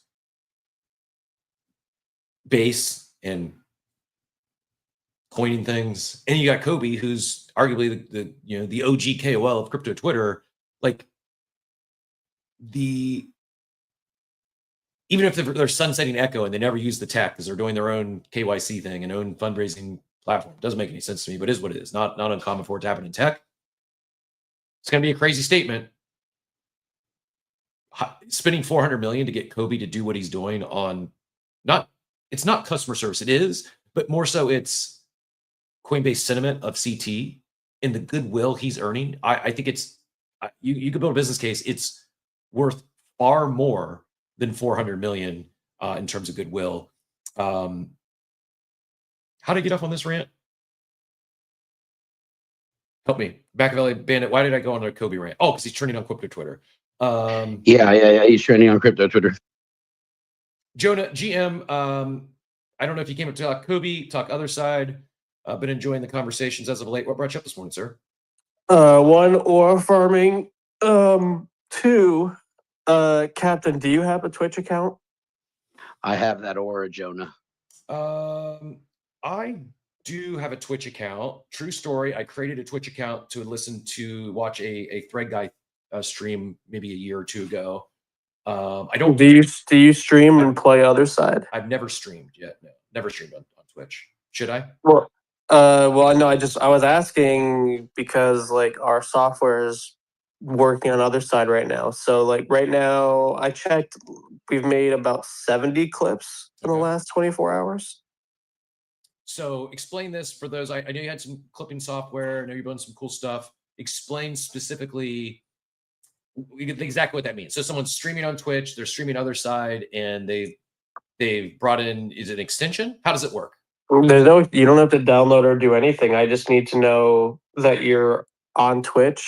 We comb the API. All you need to do is set your category to Otherside, and then the AI works. You don't need to do anything. We don't make you download anything. We do it all in our own cloud. But we built this software. It's been about a year in development. Yuga is an early access customer, so that's why I'm bringing this up. There's a few, but Yuga is one of them. And if you're streaming Otherside, it doesn't mean the AI is going to necessarily target you because it's combing the API in that category for like the best streams. But we can whitelist your account. You set your category to Otherside.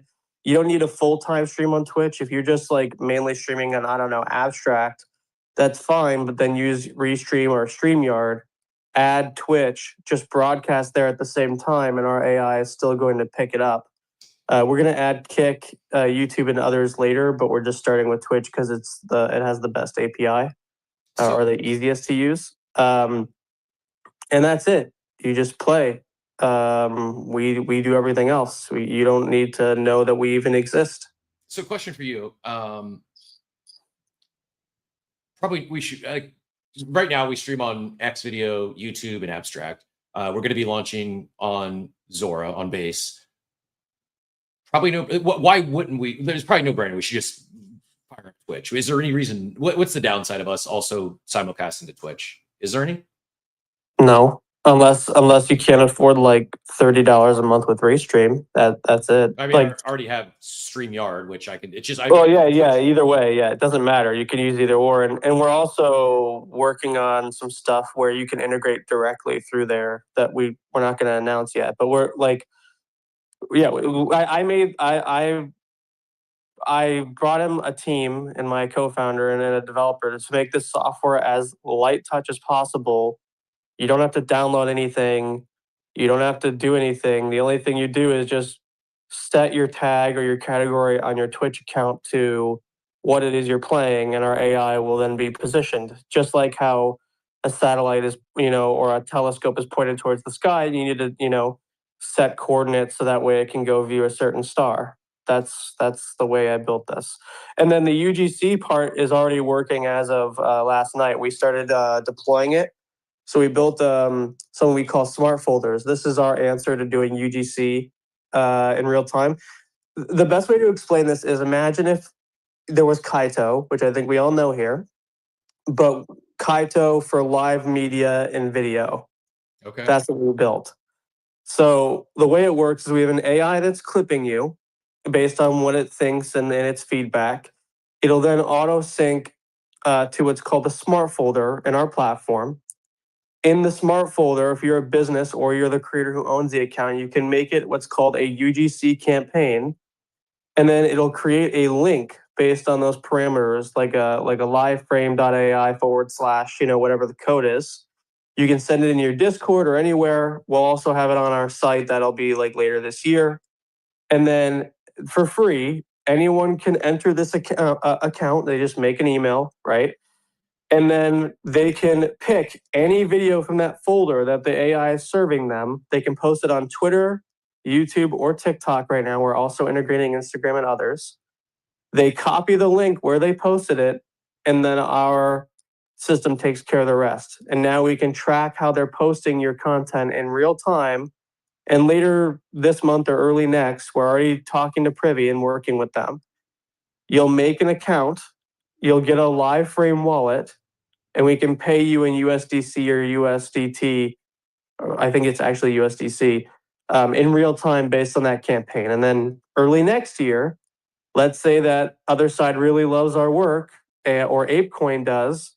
Well, now you don't have to just do it in USDC, but you can start doing payments in ApeCoin or any other coin. And that's how we build Kaito, but for live media and video. Is it NFT? Is that the Clipper or no? Sorry? Is it NFTEAGUE? Is that the Clipper or no? No, that's my co-founder. Okay. So I just was like to show a visual here of what it's LiveFrame.ai is the software. So these clips here though, is this you guys? Is this your co-founder or no? Which one? I did put up the Otherside category and went to clips, and it's got most of them are clipped by NFT. I don't know where you're. I don't have a visual, so I'm not sure where you're looking. Or where did you go? Did you go to the LiveFrame link? No, I just went into Twitch, search Otherside, click the category, and it's got live channels, videos, and clips. When I go to clips, it shows. Oh no. I mean, technically our AI could be doing that, but what I'm saying is that it's way better than that. It's not like clips show up on Twitch. They get served directly into our software in that link. Gotcha. If you hold on, give me a second. I'll send you the link, and you can then see the folders yourself. pretty cool. And I mean, I've been beating this drum for a while. Obviously, I'm biased because my content is more video, voice, far more so than it is text. I'm not a volume shooter on the posting side, but I show up here every day and talk for 2 hours. And very biased. I felt for the longest time that Kaido and the InfoFi platforms are missing a big opportunity on the voice side of things, the video side of things. We had Lurky on here before. They were ones that's kind of scraping some of the Spaces audio. But yeah, this is a big deal. And it's not just scraping audio and words and things you're saying, but actually clipping good content. It's A, it's going to help you guys grow a following, and B, it's beneficial to us. Like I don't know what Red Guy is paying Jack, for instance, but I don't think he's doing that work for free. Maybe he is because he's getting reach, but No, Jack is definitely not doing it for free. But like the idea is with this software is anyone can become a Jack if they know how to pick the right clips out of the smart folders. I DM'd you on Twitter the link. So if you go to that post, there's a link, and you'll just make an account with us. It's free. You don't have to pay anything, and then you're going to access that folder. Now I have to go see, because people stream in the middle of the night. Like, this is the cool thing about this software is I don't know what people are going to get clipped on, because while I'm sleeping, this AI is working. But I know there's at least 10 videos the AI has sourced into the folder now, where you download them and start posting.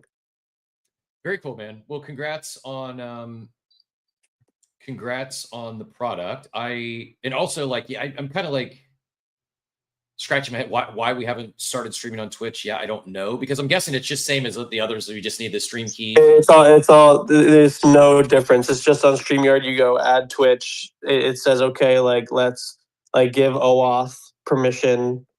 It's like after the initial setup, it's literally click one extra button in StreamYard and you're live, right? Yeah, all you'll need to do. The only thing, because StreamYard doesn't. I don't think they let you pick a category inside StreamYard. Yeah. So all you need to do is go into your Twitch through your mobile phone or on your PC and go to your live creator dashboard and just change your category and or tag. Like, I'll give you an example. Kalshi's a customer, but like prediction markets are very unique. They're not really a game per se. And so they stream in the just chatting category. And so because that's such a large category, in order to get better targeting, we say, okay, add a tag. So there's a category which is just chatting, and then underneath that there's what's called stream tags. This is like, it's not, you don't have to do anything extra. It's literally right below it. And then in the tags, just type Kalshi. That's like the only extra steps that we have. So like the future is going to be, you go to liveframe.ai, and maybe you don't just earn as a clipper, but you earn as a streamer as well in an InfoFi style way. You go to the campaign tab on our site, and like, let's say Otherside has a prize pool through escrow in our wallet system, and you stream the other side, and our AI is going to measure, because the way this works, so we're measuring your engagement every half second. We have over 200 different, this is really hard tech to build. This is not simple. It took us 11 months to do this. And it's finally starting to get better, and we just implemented a new model that we call a self-learning model, so we can improve contextualization. And by the way, I see Will in the audience. We're using EC2 instance on Amazon. Our backend is Amazon, so shout out Amazon and AWS. Actually, we have an AWS developer grant, so it's saving us a lot of money. So thanks to the Amazon team. But yeah. Jonah, I do this small little official activation called Other Games over on the other side. Would there be any way to get with you to do something special for the community with them, and maybe do some type of campaign with us? There's nothing. I mean, this is the cool thing, is you're going to be able to do this all on your own. You the way that this is going to eventually work is with Kaito, you have to be approved. With Z, you have to be approved. With us, the idea, I mean, look, if there's people scamming and shit, we'll find it out and we'll cut them out. But we want to build what OpenSea did for NFTs. We want to build for creators. We want to build the ultimate content marketplace, which means it should be permissionless to a degree, right? You should be able to, as long as you're paying for the software, is you access the campaign tab, you deploy a campaign, you make your own self-hosted link with the LiveFrame tag on it, And now you can run your own campaign because once we have privy added, you can do your own escrow, you can do your own campaign, you can set your own dates, your own parameters, everything. I just want you to give away some of your money, Jonah. I'm trying to do a campaign where you. Oh, so my money, we're currently raising our pre-seed. I don't have that much money, brother. Let me get on that pre-seed. What's up? So let me ask you, when you say content marketplace, help me, like, do you like help me understand, like, where does that, so cool concept, auto clipping or AI clipping, that those clips go into the smart folder, people can use, like, where does are people buying those clips? Where does the monetization come from? Help me understand that final piece. That's just, I'm too slow this morning. I need to go get one more coffee. Yeah. So I mean, we're doing something so wildly different that I have to explain this every time. This has been my little like mastermind vision. But imagine that creator capital markets actually works, okay? The biggest problem with creator capital markets is not the creators launching tokens. I mean, like, I know a lot of people are going to think that, but it's not. The problem is there's no real rails of any kind. Like, I think for all intents and purposes, do I think Neon is like kind of like a scammer? Yes. Did you think this? Sorry, go on. Did you think this before the meme coin launch, or is this a new take? No. This is going into like what we're doing in terms of like the vision. This is the preamble. I'll make it quick. So, for all intents and purposes, creator capital markets, I think, are going to be one of the biggest verticals in crypto, but I think it's going to take about 3 years. The problem with creator capital markets and creators having tokens right now is there's no rails for the token to be used in any meaningful way. Like right now, you either buy or sell based on attention, but there's no system for advertisers to measure. There's no system for engagement measurement. There's no system for ad buying. There's no system for almost anything. Like it's total like old west. Attention markets do have value, but not without the rails. And so imagine there's a marketplace where its core primitive is this AI we've built to do multiple functions, which took us a long time to do. But there's all these new features that enrich creator capital markets in order to make creators money, but also help brands target the best creators and for their fans and their viewers to participate in earning with them. So what if, for example, that captain has a Zora token and he needs to get extra clips done?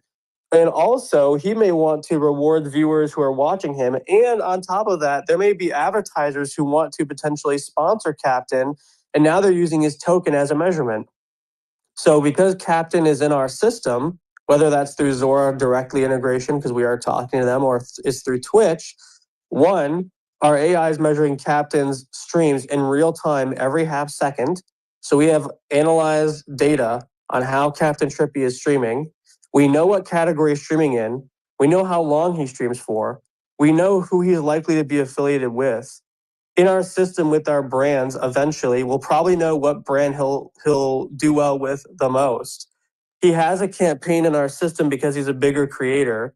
So now he can use his creator token as a burn mechanic for his fans, and he can give creator tokens to people who are clipping him, redistributing him, talking about him, and posting it on Web 2 socials, not just in Web 3.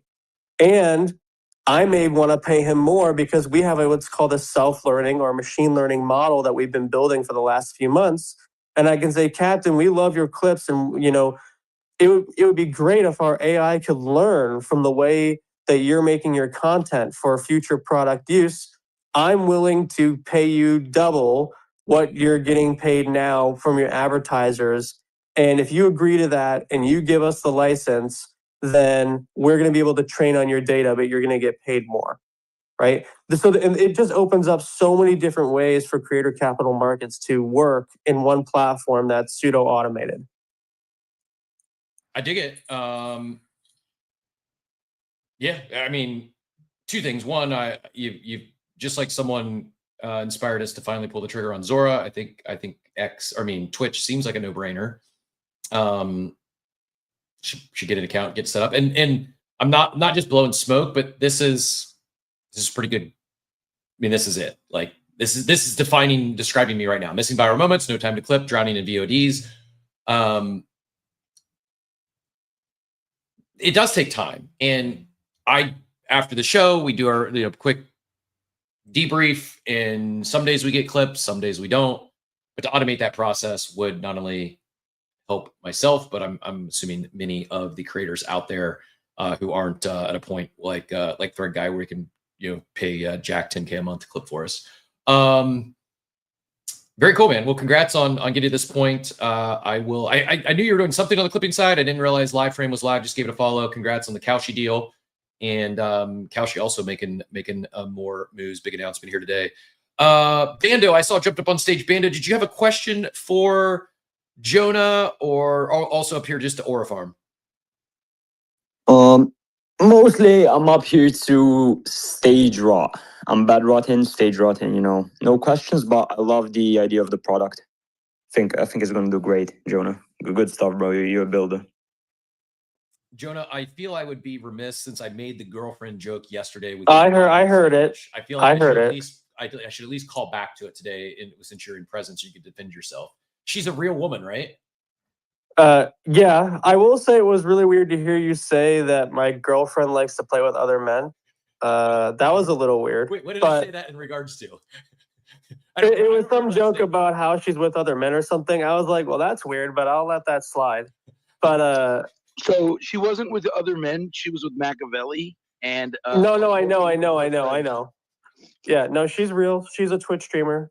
Yeah, real person. So you're telling me she's getting preferential treatment with LiveFrame? Is that what I should deduce from this? I mean, I'm sure she will. Yeah, absolutely. I mean, I'm not gonna lie. Yeah, of course. Good stuff. Well, appreciate you sharing. I'm going to go check it out at some point. Maybe we'll get you back for a full, actual former interview on LiveFrame and all that you're building, whenever the timing's right there. But yeah, I mean, Machiavelli, you should go check it out. I mean, those that are in Otherside. I also tell me this, I don't know if it's that big of a deal. When I first saw Otherside had their own category in Twitch, wow, this is a big deal. Is a category in Twitch a big deal? Is it No,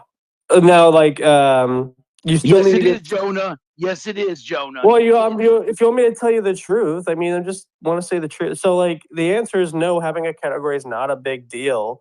You just need to be pre-approved by Twitch, which they almost always do. Now, sometimes they don't if it's too crypto-y. But if you're just a normal game or you have a real game, they're going to do it. It doesn't cost anything. They just need to, as far as I'm aware anyway, they just need to make the category exist in their system. But it's important. You do need a category if you're building a game. And by the way, regarding the software, you're going to start seeing slowly that its contextualization gets better, meaning you do a lot of IRL podcasts. And so the good news is I've noticed in your way you speech, you have a high excitement level, so it probably will clip you well anyway. But LiveFrame is the best for sports, gambling, card pack openings, games, things like that. But what it's going to get much better at as our self-learning model improves is contextualization, meaning podcast, IRL, two people talking. That's where it's going to get much better. But I will say that it's going to be far superior in those what we call finalized markets today. Surprisingly, it's really good at prediction markets. I don't know why, but surprisingly it is. Interesting. I'll take that as a compliment on my voice inflection. I appreciate it. It would have got a kick out of me pronouncing blockchain yesterday. I don't know where that came from, but I got a little overexcited about Otherside and my clip that I manually did via a podcast recording yesterday and didn't even add text overlays, which I know I did everything wrong. I just was out. I wanted to clip it. I wanted to fire off the post, and I did it instead of, because I had not done that. This is actually this is actually a perfect example in why LiveFrame is beneficial and helpful. I got a real life example for myself yesterday, and I wasn't kidding when I said, yeah, those what it's solving is very real. If you missed this, only a few people saw it because I didn't do it properly. I literally did a screen record on my iPhone and sent out a clip because it just hit me as I grabbed it was the opening of the podcast, and I will often listen to it, give us one more download click, at least listen to the first few minutes and see what he grabbed for the the intro, the preview of the pod, and I was like, oh, that's pretty funny. And this was me manually clipping it. So my point being, it's unprofessional, doesn't look good, doesn't have text overlay, not a good clip, and this took me longer to do manually than it would have taken LiveFrame to do without me thinking about it. Is that a fair statement? Yes, but I will. All right, so like, it's AI. So the way it works is it's not just clipping based on your whim, and you can't like there are other softwares that do this, but we don't believe in it. Like you could say, X, Y, Z, clip that. What our AI is doing is it's determining what is an exciting clip or a clip that's worth going viral. Because there's two algorithms that are working in tandem. One is what we call hype score. That's our proprietary listening algorithm. And then we have another algorithm we call virality filter. And so what's happening is every half second that you're talking or doing something on stream, the algorithm is determining whether it's worth clipping. And it uses like 200 different coordinates to determine this. And that's growing. And once it decides it should clip you, it'll clip you. Before it even serves the clip to you, a second algorithm that we call virality filter watches that delivered clip and gives it a score 1 out of 100. It will watch the clip before serving to you. Then it'll serve it to you and give it a score anywhere from, like 20 to 100. Obviously, you'll want things 70 and above. And it'll give you a play-by-play on what you said or how you said it, what's happening in the visual, and then it'll say where it thinks it's best to post this and how. And that's how it'll do it through the entire platform. Very cool. Very cool. Excited to check it out. Definitely solving problems in my real life. And congrats, rooting for you. I think this is you found a gap. Obviously, clipping is it's not new. It's not.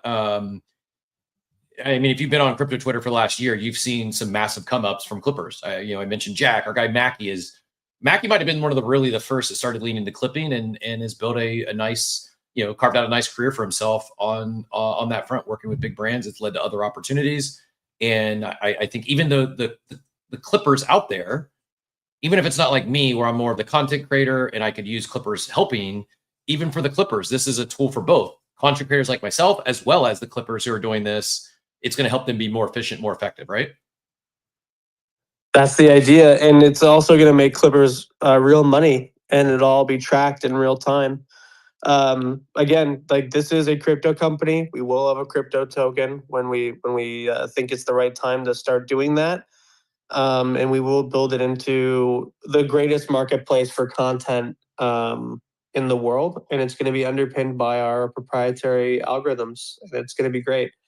And it's taken about 11 months for us to get here. And now we just have to have the rubber hit the road and do what it takes. I mean, our traction's pretty good. We've only been in business for 2 months and we already have 130,000 ARR.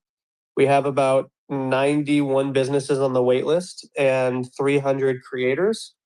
And we're doing pretty well when it comes to growing the business. Yeah, cool concept. Even getting cool concept from people who may not have thought themselves, saying Jonah shipped a cool concept earlier today. But in all seriousness, so I love it. That is the worst. This is like 9/11 for my haters, is like everyone thinks that I don't know how to do anything, and then aside from building an agency, I release a like this is 9/11 for them. I feel sorry for them. I'm not going to out them, but someone just said, so this has just become a big Jonah shill now, and then they followed up with, it's honestly a cool concept. Yeah, 100%. It's honestly a cool concept. They're just giving me shit. But no, listen, if I didn't think it was a cool concept, I would have put Jonah in his place right away, and I would have kicked him off the stage for just aura farming. But it is. I genuinely mean it. It's a cool concept. There's a gap in the marketplace, and while there's other clipping tools, I don't think I've seen anything really quite remotely close to this. So I think you might have something here. What would the token be called? I was informed by smarter people than me that if I say the token name, then I'm setting it up for snipers to destroy me. Yep. It was a test. Semi-related, not exactly related. I saw this clip this morning. It literally made me laugh out loud. It's an AI clip, but on the topic of clips, someone else just reshared it and said, good use of GPUs. So I'm going to share this video here in 1 second, and just for L's, just for LOLs, just for lols. I don't know if anyone else saw this or not yet, but it's too long. They didn't need to do 90 seconds. I mean, who am I to say? They have 6.7 million views. It's more than I've ever got in my life. So do their thing. I didn't even watch the whole thing because it became a little redundant. But the first couple clips here really made me LOL. Hey, stop that! It's midnight. Give me that. No, sir. No more fiddle tonight. Got it? Inside with this thing. Go home. Hey, what did I say about the noise? It's the middle of the night. No more synth on the porch. That's it. Hope everyone else got made that. Have you seen the ones where they're like the cats who work at a fast food restaurant and they have to deal with the Karen? I don't know. Like, the internet was built for cats. We discovered this a long time ago. The internet just leveled up because of AI, not because of all the cool stuff AI unlocks, like all the cool stuff blockchain unlocks. The internet just leveled up because now we can have AI create better content around cats. I don't know how it works. I don't understand it, but it's true. You can't even dispute it. It's just the internet. Cats win the internet. But this has been the case since the Egyptians. Half the hieroglyphs are cats. Yep. I mean, I'm a dog guy and I love dogs, but the internet's cats win. It's not even a race. It's like the cats win the internet as much as Ohio State beats Michigan every year. Okay, two more things. Appreciate jumping. Excuse me? Appreciate you jumping up and sharing. I had 3 generations that went to University of Michigan. What was that? Oh man, go my 3 generations. Yes. I'm sorry. My condolences. What do you mean I'm sorry? Well, our team is great. I don't know if they're great this year. Well, they're okay this year, but they were great like a few years ago. Your most expensive quarterback of all time is on pace to throw like 7 touchdown passes. Yeah, I know. We don't like him. I kid. We don't. Now that I know Jonah is tied to Michigan, it all makes sense. My shots at him will become even more frequent. So I appreciate you. Appreciate you can take the jabs all in good fun. And again, LiveFrame looks sweet, man. Congratulations. I think you really got something here, and I will be following along. And I'm not gonna farm because I'm not a farmer, but I'm gonna get things set up. And yeah, I think the problem you're solving is real. And I know it's a narrative. Call it a meme if you want. The best marketplace for creators. What was the exact tagline? What are you calling it? The best marketplace for creators. The best. The ultimate content marketplace. We want to do like what OpenSea has done for NFTs and now meme coins. We want to do for content and creators. Yeah, it's powerful, man. I think you got something there, and especially since I feel as even though this may be new conceptually, you kind of have proof of concept with Kaido, with InfoFi. They've shown the path, and this is, I think, And this InfoFi actually works in Web 2, by the way. Like the people who clip, if you are building we call them no face channels, and they're very popular. Like effectively AI channels are no face. A no face channel is defined as a channel that makes content, but it's not really about them as a person. It's referential, or it's mimetic, or it's a montage. These channels grow year over year like insane since the rise of TikTok, and now Instagram Reels is really starting to take off. I actually think if you're a creator right now, you should start on Reels before even TikTok. Instagram really figured it out. But yeah, like people, like the average business, like the total business industry spends about $30 billion a year on short form clipping, and we're about to automate it. I mean, there are other softwares like this in Web 2, but our edge is one, we do real-time processing. Most do post-processing. Most have no crypto angle of any kind. We are crypto native, and I've worked in crypto for 7+ years now, so I have probably the best network of any to actually do it.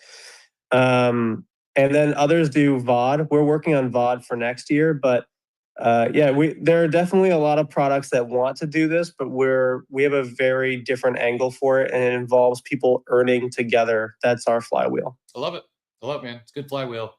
2 more things I want to hit on this morning, then we'll maybe have, if we got time, a kind of a free for all as we take it home. Fridays have become like a shill space, so congratulations on jumping in and taking your shot. The second half of Fridays, I should say, we kind of the home stretch has become a a free shill zone, which we don't normally have here on Coffee. But one thing that also maybe LOL, OSF says, this was Sailor's post where he said hodl, to which Ovi replies, brother, I'm not sure a sinking ship in flames is the right image. It's the right image here. Made me laugh. And in all seriousness, though, since we're talking OV, OSF, the big news of the day, I did put it up top a little while ago. The last topic on my agenda. This is a big win. As a Midwesterner, someone who grew up in the great state of Ohio and went to the best university in all the land at The Ohio State University. Big fan of Giant Eagle. Giant Eagle is to Ohio and Pennsylvania, Maryland, Indiana, as is Publix is to Florida, as is Ralph's or Albertsons is to the out west. Pick your big regional supermarket chain. Giant Eagle is that in the mid. There's Kroger's, there's Myers, there's other stuff. But as far as the super regional chain in the Midwest, it's Giant Eagle. Like when I lived in Columbus, my go-to grocery store was Giant Eagle. Wrecked, launching, it continues its retail expansion, launching in 200 Giant Eagle stores across Ohio, Pennsylvania, Maryland, and Indiana. Giant Eagle has a 25% market share in the Midwest. The rollout starts today. It will be completed by year end. Welcome to the Wreck family. Good video here as well. If you've not yet seen this, go. Audio is coming through okay, right? Machiavelli, can you hear that? Yes, sir. Audio is coming through really nice, sir. All right, 30 seconds. I'm going to play the video, and then we'll be right back. We in the danger zone, the danger zone. We in the danger zone, the danger zone. We in the danger zone, the danger zone. We in the danger zone, the danger zone. We in the welcome to the bar, watch out. Let's rob. When the blood hits the paint, that means trouble. You don't really want to mess with the best. Take one step, go down like the rest. Yes, I am the man. No status swinging with the crown in my hand. Sorry. Congrats to the team. Congrats to Ovi. I like Tabs and everyone there. It is a big win. Even whether you've heard of Giant Eagle or not, you talk about distribution. You got to start somewhere. And 7-Eleven was a good pilot. Giant Eagle is a big win. If you want to get into supermarkets, are there bigger brands you could get into? Yeah, potentially. I mean, there's ones that have more stores. There's ones that have a larger, Kroger is the giant, right? Kroger is, I think, in every state in the country. If not, they're pretty darn close to nationwide. They don't lead every market by any means. They probably have a little more market share than does Giant Eagle in the Midwest, but it's a major, major win. It's not only have market share and distribution, it's also it's a nicer grocery store. It's I'm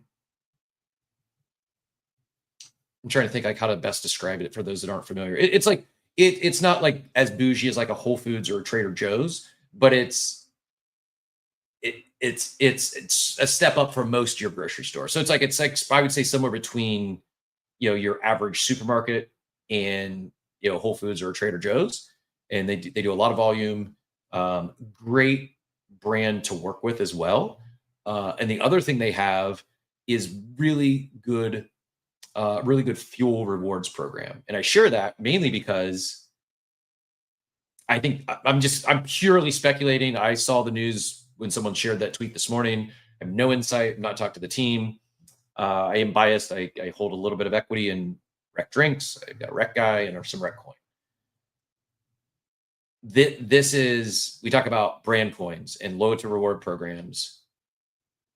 Not just saying this. I know most grocery stores have a rewards program. I shop at Publix now. Not an exaggeration. Publix has been my go-to supermarket for the last 5 years. I key in my phone number every single time.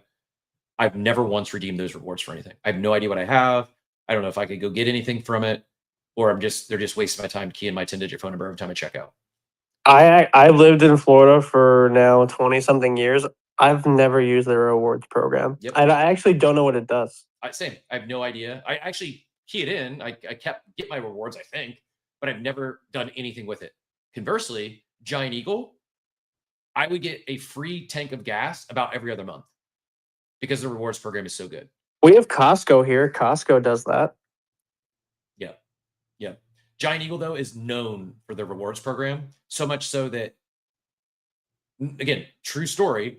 One year, when I had the Verizon stores, we do like a holiday party at the end of the year and do some giveaways and stuff. Gave away a bunch of gift cards one year. I bought all those gift cards at Giant Eagle and got free gas for like a month. People will go buy a Lowe's gift card, a Home Depot gift card, most supermarkets have their gift card section. Well, at Giant Eagle, at least it used to, maybe they changed rules and regulations. It works on the rewards program. And this is like a known thing. Like I was the only one who did this. A lot of people, they're buying gift cards for the holidays. They go buy them at Giant Eagle and then getting free gas as a result. I share all that because just knowing Giant Eagle and how popular their rewards program is, I'm going to speculate here and say, maybe that wasn't the reason Rekt went to Giant Eagle, or that's not the reason that Rekt or Giant Eagle liked the idea to partner with Rekt or bring Rekt in. Maybe it wasn't the reason.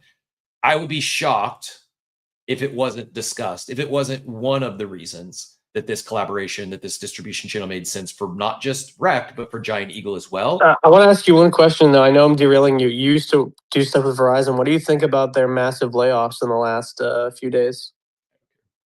I think every large company is going to have massive layoffs for the next 5 years. There's just way too much bloat. It is. Isn't it just like for the next forever because of AI?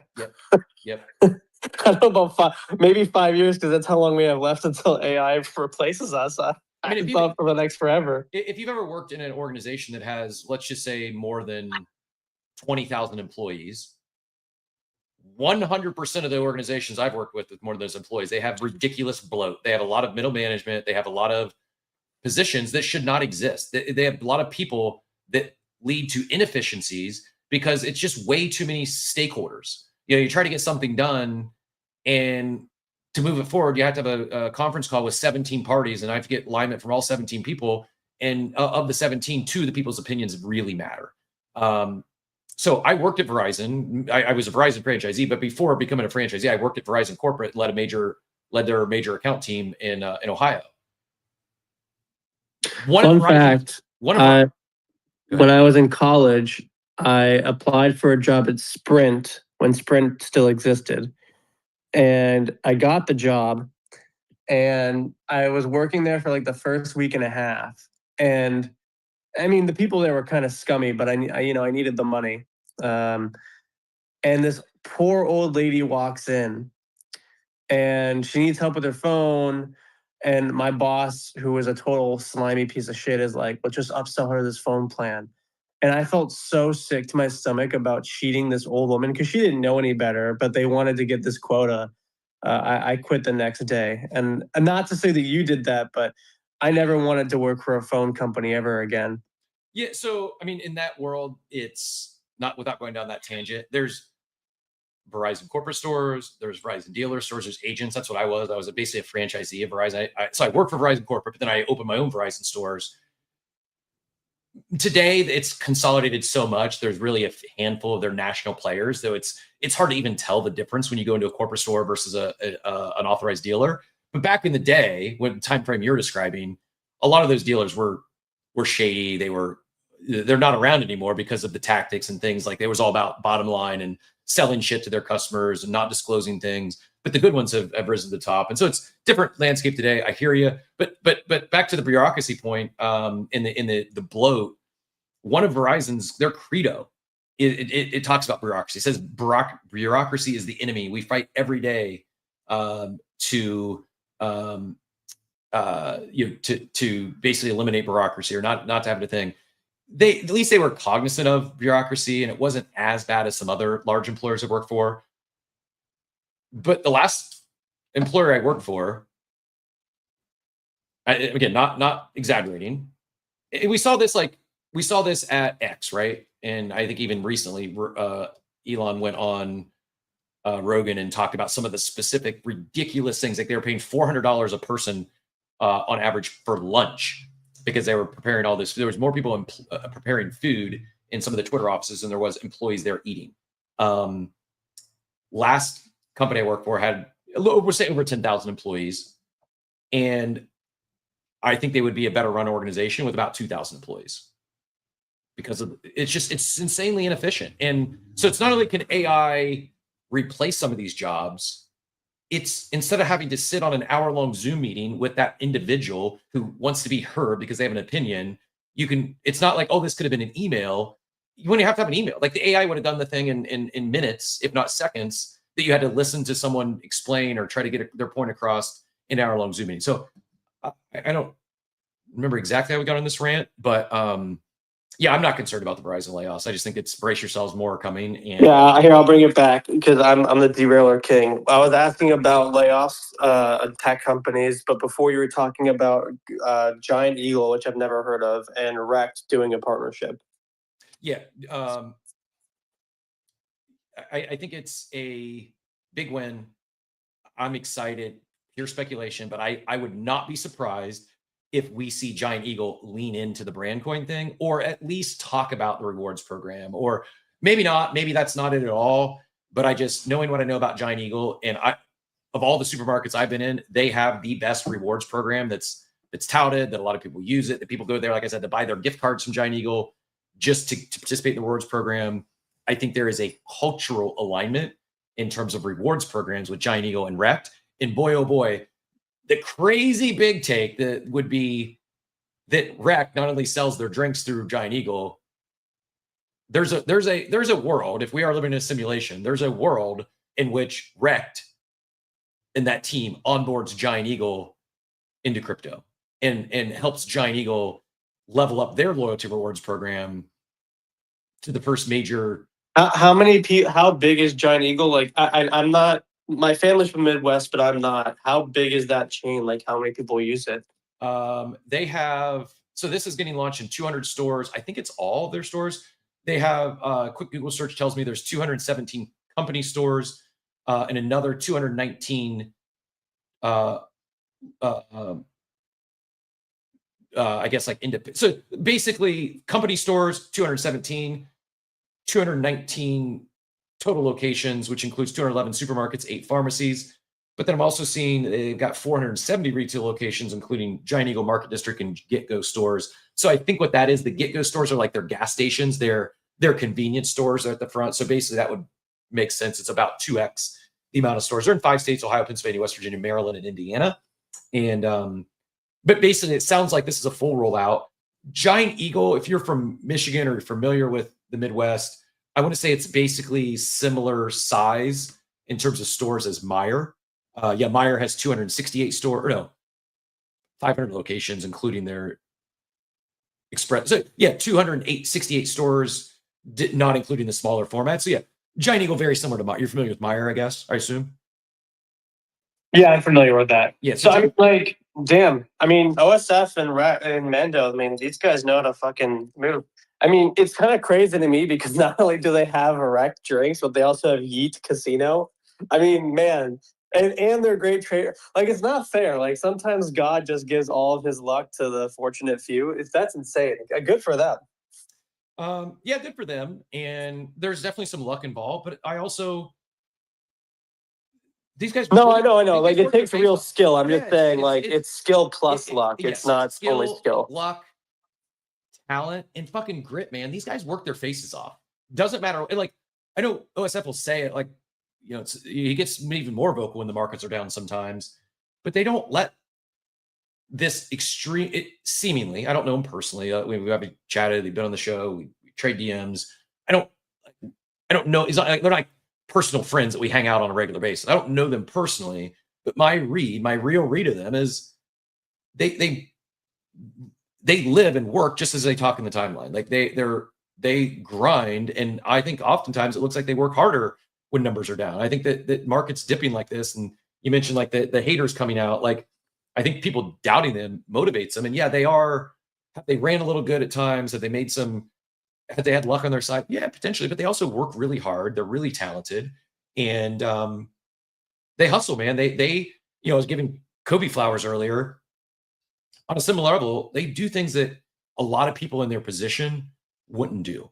And it's a small team, they're lean, but they're having these results because I'm guessing everyone on that team, they move similar to OSF and Mando, and that They work. Like they're the exact opposite of the bloat in large corporations and government. Like I can almost guarantee you they're not wasting hours a day on Zoom meetings that could have been simple emails. They're hustling. They're working hard, and I hope they win because this is. I know it's easy to sound like it's a bag. It's not. I'm telling you, like my couple shares and my few billion rec coin is not going to change my life if it goes to zero. It's not going to change my life if it goes to 10 billion. No, but it's important they win because if they win, then it gets. The winning begets more winning from other people. That's the thing. Like people, like that kind of energy. Yes. If they win, then every time someone says, "Oh, crypto can't produce anything. There's nothing valuable in crypto," the more things we can point to that aren't just a casino. Bingo. Which it's fine if it's a casino, but the more things that aren't a casino, that you go, "Hey, look, these guys rallied the community. They own part of the company.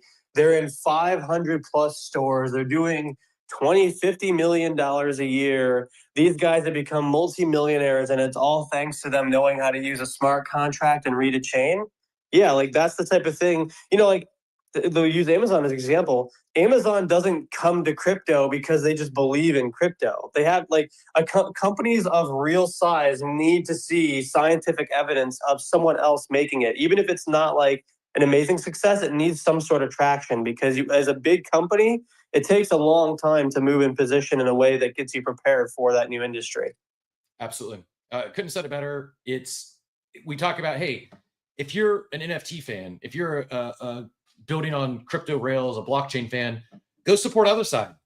You don't have to go buy a coda or a deed. Go experience it. Go play around. Give them some feedback. Go check it out. If you know someone who's building an Unreal Engine, go at least share it with them. That's it. By the way, the game looks a lot better than I expected it to be. They did for all the this AAA shit right here, Jonah. No, well, I mean, like, I don't care if it's AAA or not because there's a lot of indie games that make more than AAA. What I'm looking for is like, okay, do they do something net different than Roblox? And if they can do that, will they then have enough runway to get to a position where they'll grow faster? So they've answered question one. Now question two is, what does their scale look like? Does their engine permit them to scale? I think they're hybrid M2 plus their Unreal Engine. So the answer is probably yes. They have scaling ability. And the biggest next thing for Otherside for me is actually not them building more games because I think that'll happen naturally with like their eco. It's going to be, can they port this to an iPad or an iPhone, which I don't think will be for at least another year or more. The reason why is the Roblox players.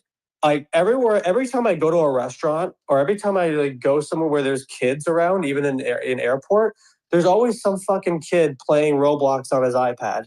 Like I would guarantee if we had access to the data, you'd find like almost half of their players are iPad kids. It's insane. That's interesting.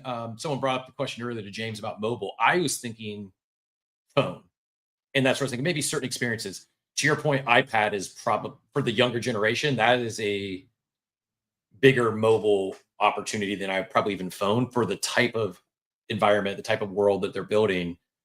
My non-technical brain, is that the same? Like once you built mobile for iPad, is it easy? It is. I think it's just like dimensions and stuff, but it's the same. I mean, iPad OS has a slightly different system, but if you can build it for mobile, you can do it for iPad. Yeah, it's not. Yeah, if you ship it on iPad, it's some small tweaks and dimensions. But yeah, if you think about it like this, like games are made for kids first, and then you kind of from there you kind of go, you go through each tranche. But if you think about it, I don't have kids, but there's a lot of people who do, and the first thing you give a kid to stop crying is you hand them an iPad. So.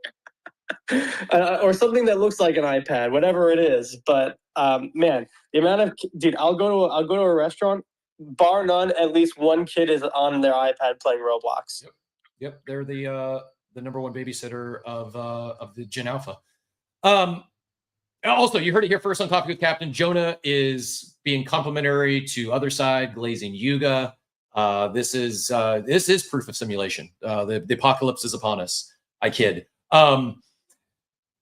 Good stuff today. Good chat. Appreciate James hopping on for the impromptu interview. William, I see you out there. Appreciate you tuning in every morning here for a while. I do need to follow back up with you. Maybe we do the double dip next week and get James and Figgy and the Otherside team on here with William in Amazon, or we can split it up. I'm excited to talk deeper with both teams.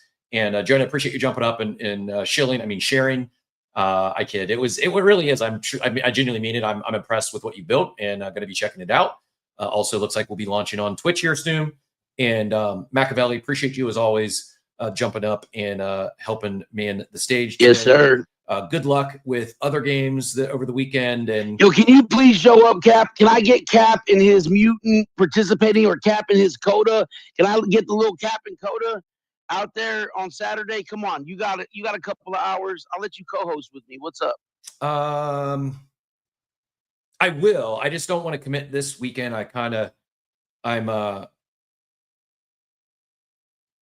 I might actually be able to do one today for Law and Order if I don't have a call. I got a call scheduled, but I work on it to next week. So if that gets canceled, I'll join you for one. My Saturdays are my Saturdays are my Saturday Sunday spoken for. By the way, look, I just lost both Machiavelli and Jonah. I don't know if either of you are actually still on the stage or it did fall off, but yep, maybe X is shutting down. 10 o'clock hit and I get rugged. You still there? Check. Yeah, check. I got you. You said I will, and then for some reason my whole app and everything kicked me out. You said you will come. I have a 1 o'clock tentatively scheduled today, but I think we're going to punt that to next week. If it gets canceled, we don't do it. I'll jump in at 1 today. My Saturday, Sundays spoken for. I've got commitments, obligations, and you should bring them on a date to the other side. Dude, you know what I mean? I don't know how I feel about my worlds colliding here. It's yeah. Okay. I'm not sure how I feel about your it. pause and all that was just very classic. I'm not going to ask any more questions. Have a wonderful, wonderful day, everybody. I mean, people are worried about like what their kids might see on the other side. I'm not worried about what my kids might see, but not sure if I want to be colliding my worlds right now. What a week. Talk about forced selling. It wasn't forced selling per se, but I did move some funds off to buy a new car. I actually maybe going into contract on a house today, sent an offer yesterday. They countered. So after the show, I need to decide if I'm going to accept the counter or not. But you going to buy and flip something, or are you going to buy something and settle in it? No, I'm buying to flip. It's not my forever home. I may flip it. Okay. It's either going to be a rental or something to flip after the market rebounds, but a little project. I need a little help. I'm relocating to Miami after my oldest graduates high school. So why it's setting up forever home is my son graduates in the springtime, and after that I have I love it here, so I'm probably going to stay, but I also like the flexibility. So I'm looking at this purely as an investment property that I'll live in for 6 to 12 months and then turn it into a rental or flip it. And I like the idea of being a free agent, geographically speaking. The only thing limiting my travels would be, are they dog friendly? Fun week, good week. Markets suck, but we're live. We're here. You don't have to touch grass this weekend, but go touch the other side Nexus. Go play around there. Go explore. Go give some of these accounts that are these builders some love and support. Whether it's the other side account, whether it's the Rec Drinks account. Like these teams continue to ship, they continue to build, and you never know where a compliment, a repost, a comment can make these teams. You literally, like, words matter, and you can make someone's day who's had their head down. They've been working really hard. They ship something big, but the market's not going to respond in kind, and their bags are down. Like words matter, and be kind. Like we can joke about, haters and all that, but I do believe in days when markets are down like this, things are like, you never know what someone else is going through. And especially the builders out there, I think this is the time for all of us to, if you've enjoyed a builder, if you appreciate if you use something they've shipped, like let them know that. Let them know that that their hard work isn't going unnoticed, regardless of what's happening on price action. It's like, this is, your kind words might be the added motivation they needed to continue to keep going. And it's easy to quit when things are down, when numbers are down. But I time and time again, I've seen individuals who have, it's that it's the gold mining meme, and a lot of people quit right when they're at the goal line, and they just it's time and time again where you may not expect the pop, you may not expect the big breakout when it does happen. But I know one thing: if you quit before it happens, it's never going to happen for you. So appreciate everyone being here. Appreciate all the support today. Love the abstract chat as always. Also, our YouTubers over there. Looks like next week we might add the Twitchers. If any fans, Twitch fans, want to watch the video feed over there. And we are going to do Zora. I apologize for the false start there. After looking at it, it does make sense to do a little more prep work and pre-launch as opposed to just going wild with it. Also need to figure out what account we want to go live with. So all that said, everyone, appreciate you all this week. It's been a fun one. Enjoy your weekends. Go hang out on the other side. Go buy some, go support Giant Eagle. Go buy some Rect, get some free girl. I actually don't think it's launched yet, but when it gets in there, go buy a case of Rect and get some free gas as a result. And we'll be back Monday. As always, we're here every Monday through Friday, 8 a.m. Eastern time. Appreciate y'all. We'll have some special guests lined up next week. We'll be doing some clipping and some other fun stuff. And I hope you all have, as my buddy Steve would say, I hope you all have a wonderful, wonderful day, everyone. Thanks for tuning into Coffee with Captain, powered by ApeCoin. We hope you enjoyed the show, and remember, nothing we discussed today is financial advice. Until next time, keep exploring, stay curious, and we'll see you soon. Have a great day. Welcome to the future.